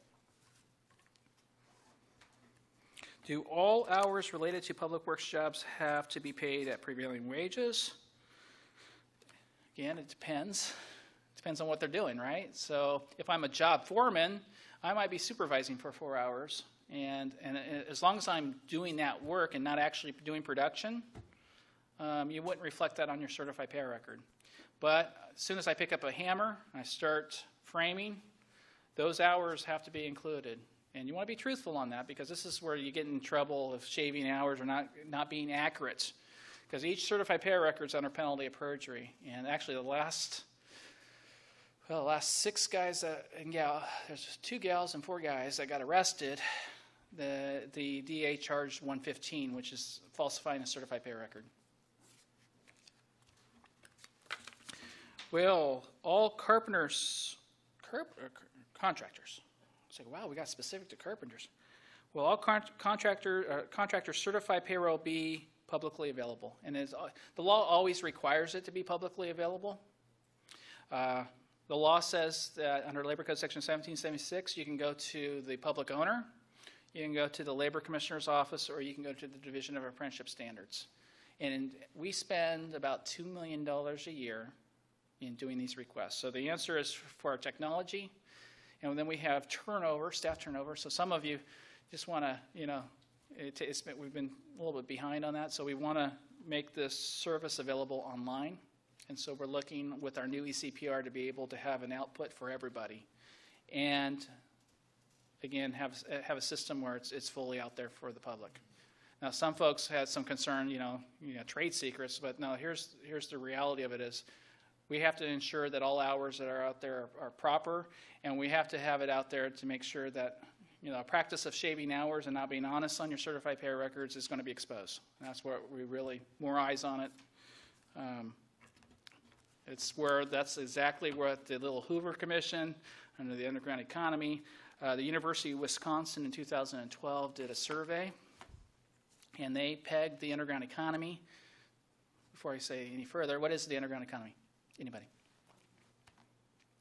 I misclassify a worker as an independent contractor. I call my operating engineer landscape maintenance labor and pay $50 less than I'm supposed to. I don't report wages to the EDD. I'm not honest to my workers' comp insurance provider of the amount of hours that my folks are out there or the type of craft or classification. I'm a roofing company, and they all happen to be clerical employees. So what is that? That's insurance premium fraud, right? So then we have our sister department that we work closely with called the Department of Insurance, and they work very closely with the Contractor State License Board and with us and with EDD, which are all partners of the Labor Enforcement Task Force to really try to address those type of issues. Okay. Can a county or city tab be added to the contractor registration search field? Hey, look at there. And the answer is we're actually putting in a county tab. There's actually a city and a zip code now that's going to be separate to allow for search functionality. So that's something, because we know that there's some local hire requirements. We know that Prop 39 monies are coming in, and the California Energy Commission is tying, especially for school districts, they're saying we need local hire statistics. And so we've agreed, we actually got some money from the California Workforce Investment Board to say, can we be able to tap into your data program to be able to get those data to you? So yeah, and the answer is yeah. If you submit a PwC 100 that covers the full year, does the contractor have to submit a statement of non-performance for weeks that are not doing jobs? We're working on trying to make this make sense. So I told you about that balloon or the blanket purchase orders where you might have tasks that are very intermittent. And so one of the things that we're working on with the PwC 100 is to allow, not to allow the sequential, because we know that whether it's for emergency work or for work that's not routine, that they wouldn't have to keep on hitting the non-performance tab. Currently today, we don't have that system. There's There is just a matter of just checking a box that says non-performance to move on. And you can check the box for, a month at a time. Right. A question. So you talked about it in Modesto when I was down there and listened to you. So you have a guy that repairs your well. The guy that you normally call, you can't get a hold of him, so you have to call somebody in an emergency. Yeah, so this is for agencies, right? School districts and cities and counties. So the question is, you have an emergency. School districts, plumbing's overflowing. We need somebody out today. Well, the law requires that they be registered, and if you call somebody out and they're not registered, you're not supposed to first allow them to perform work, but if you do, you've also subjected that person to a $2,000 penalty right on the spot. So what we've been telling the districts is to be proactive, and the cities and the county, be proactive. If you have folks that you've done work for, and as you get into more rural areas, the eastern part of the state and the northern part of the state, we've been asking that, send out letters. Say, hey, I don't know if you know about this new law, but in order for us to use you in this type of circumstances, to do plumbing, maybe it's a break-in, and I have to have a locksmith come in to change the locks and what have you, windows. We need you to be registered to $300. It's an annual registration, and of course, what they're going to do is they're going to recoup their costs through the purchase order back to you. But at least that way. You can get at least the list of those folks to anticipate those type of issues. So yeah, it's difficult though. I mean, I've had school districts in eastern Kern County that says nobody from Bakersfield wants to come up here, so we have just the local folks, and they don't want to comply with your public works law. And I said, well, again, SB 854 this has always been subject to prevailing wage. This is the reason why because of that is the reason why SB 854 is in existence. Because there's been a lot of issues. Doesn't that 24 hours apply in this case? Does that 24 hours No, because they're not a subcontractor. This isn't a situation. The 24 hours is for the subcontractor the prime contractor got the bid, and they listed a list of subcontractors. One of those subcontractors were not registered. They get the 24 hours. In a situation like this, the law doesn't allow for that. So I'm down to my last card, and we're going to do it before noon. Woohoo! We keep getting different answers from DIR. Yeah. Sorry. Yeah. When we try to pin down who is required to be registered for public works projects, can we get a list of back card. What trades, jobs, services require DIR registration, or at least a definition source of information? The different answers are causing a great deal of confusion amongst public agencies as well as contractors. Now, I agree. I started out by saying public works is hard.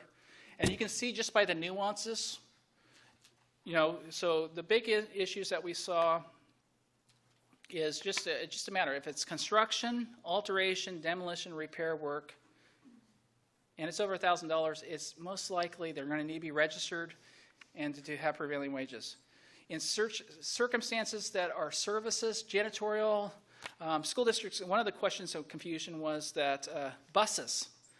We're getting our bus tires changed. Do we have to pay Public Works? And, they have to be registered. No. Moving stock. So if I'm doing a railroad, the trains, I put the sensors on the train. No, that's not public work. Putting the guards down, so when we get into high-speed stuff, that's all covered work. Putting the rail down, that's all covered. But the actual work on moving stock is not covered. Is the $1,000 an accumulative number? $1,000, yeah, so the question is the $1,000 a cumulative number? Right? I know. And the answer is it really depends. Again, what we're saying is the law says anything over $1,000. But the concern is if I'm an owner and I know that I'm going to exceed $1,000 for any particular services that would be subject, I should treat it as a blanket purchase order and treat it as public works, prevailing wage, registration, and the whole 9 yards. If it's unexpected, it's one of those things that is under $1,000, I wouldn't treat it. So it really depends on the nuance. But I really do have empathy on the not really empathy, sympathy on that question of getting different answers. And it really is just how you ask the question as well as who are you asking. And if you are asking somebody that is not with the director's research unit or myself, Then I think one of the biggest things is, and then you do have my email address. So if you're getting frustrated as well, I got an answer here and I got an answer there. Does DIR give out wrong answers? They do. You deal with 490 potential folks. Unfortunately, some of them, and they're told not to guess on any of this stuff, but sometimes the answers are not good. One just follow up to the construction, alteration, repair work. Yeah. And I know survey and inspection is listed, but survey isn't really construction; it's survey for design. So it's more than construction, alteration, repair work. It's some other stuff too, right? Yeah, it is. Okay. Because I didn't give you that's the standard answer for 70 some odd years. The legislature then says, we also cover this, we also cover that, and pretty soon it might say ready mix and slurry seal types of activities. Historically, material suppliers are going to be subject if the law changes. But yeah, again, public works is hard, not easy. Did everyone get their questions answered? One thing I would like to emphasize, though, I recently worked on a public works contract where a contractor came in, and he was a revokee, but he knew somebody else that had a contractor's license. So he did a public works contract, went in, used his contractor's license and his name. But if you check the personnel, personnel did not coincide. So that's what we were talking about on our website, that when you go in as an awarding entity, you need to make sure that whoever you're awarding that contract to is actually the person that owns the license. This was a $260,000 contract. They couldn't pay the prevailing wage. They ended up abandoning the project. But then the awarding agency, if they would have checked more into the contractor's license, the guy that was doing the work was actually a drywaller, and that's what they contracted him to do, but the license he was using was a B. So classification wasn't his, it didn't correspond, nor personnel. So you need to double check and make sure that whoever you're subcontracting with is actually the person that owns that license. Yeah. I have one more question. I'll wait for you to bring that over here. The question I have is, like bid splitting, would you consider like the job, removing the equipment from the cafeteria or the kitchen and a flooring guy, one job, or is it? Because it's a public contracts thing, usually a lot of times I will do a dual presentation with the folks that oversee the public contracts code. And I see those as two separate types. You could have a separate movers that come in and move, and I don't see that tied to that specific construction project. And so I don't think in that situation that would be a bid splitting situation. I see more that you know that there's going to be some type of activity that's covered work, and you're going to do $900 job here. 2 months later, you're going to do another $900 job, and 2 months later, another $900, and you're saying it's not subject, not subject, not subject. That's a little bit more. So the guy, one more time, the guy that removes the appliance, you believe isn't required to be registered? That's correct. Okay. Unless, here's the unless, right? Unless it's the same contractor doing all the work. No. That's how we used to do it. Yeah, then it becomes part of the bigger construction project. So that's where the prevailing wages is hard, and so you just got two different answers, right? Always. Yeah, and it's all because of it's really case specific on there. So I want to thank first of all the Contractor State License Board. Thank you for being able to host and everyone online. Well, I just want to mention that this should all be recorded on our website, and it was extremely informative. And thank you, Eric, for giving us all this time. You're extremely knowledgeable.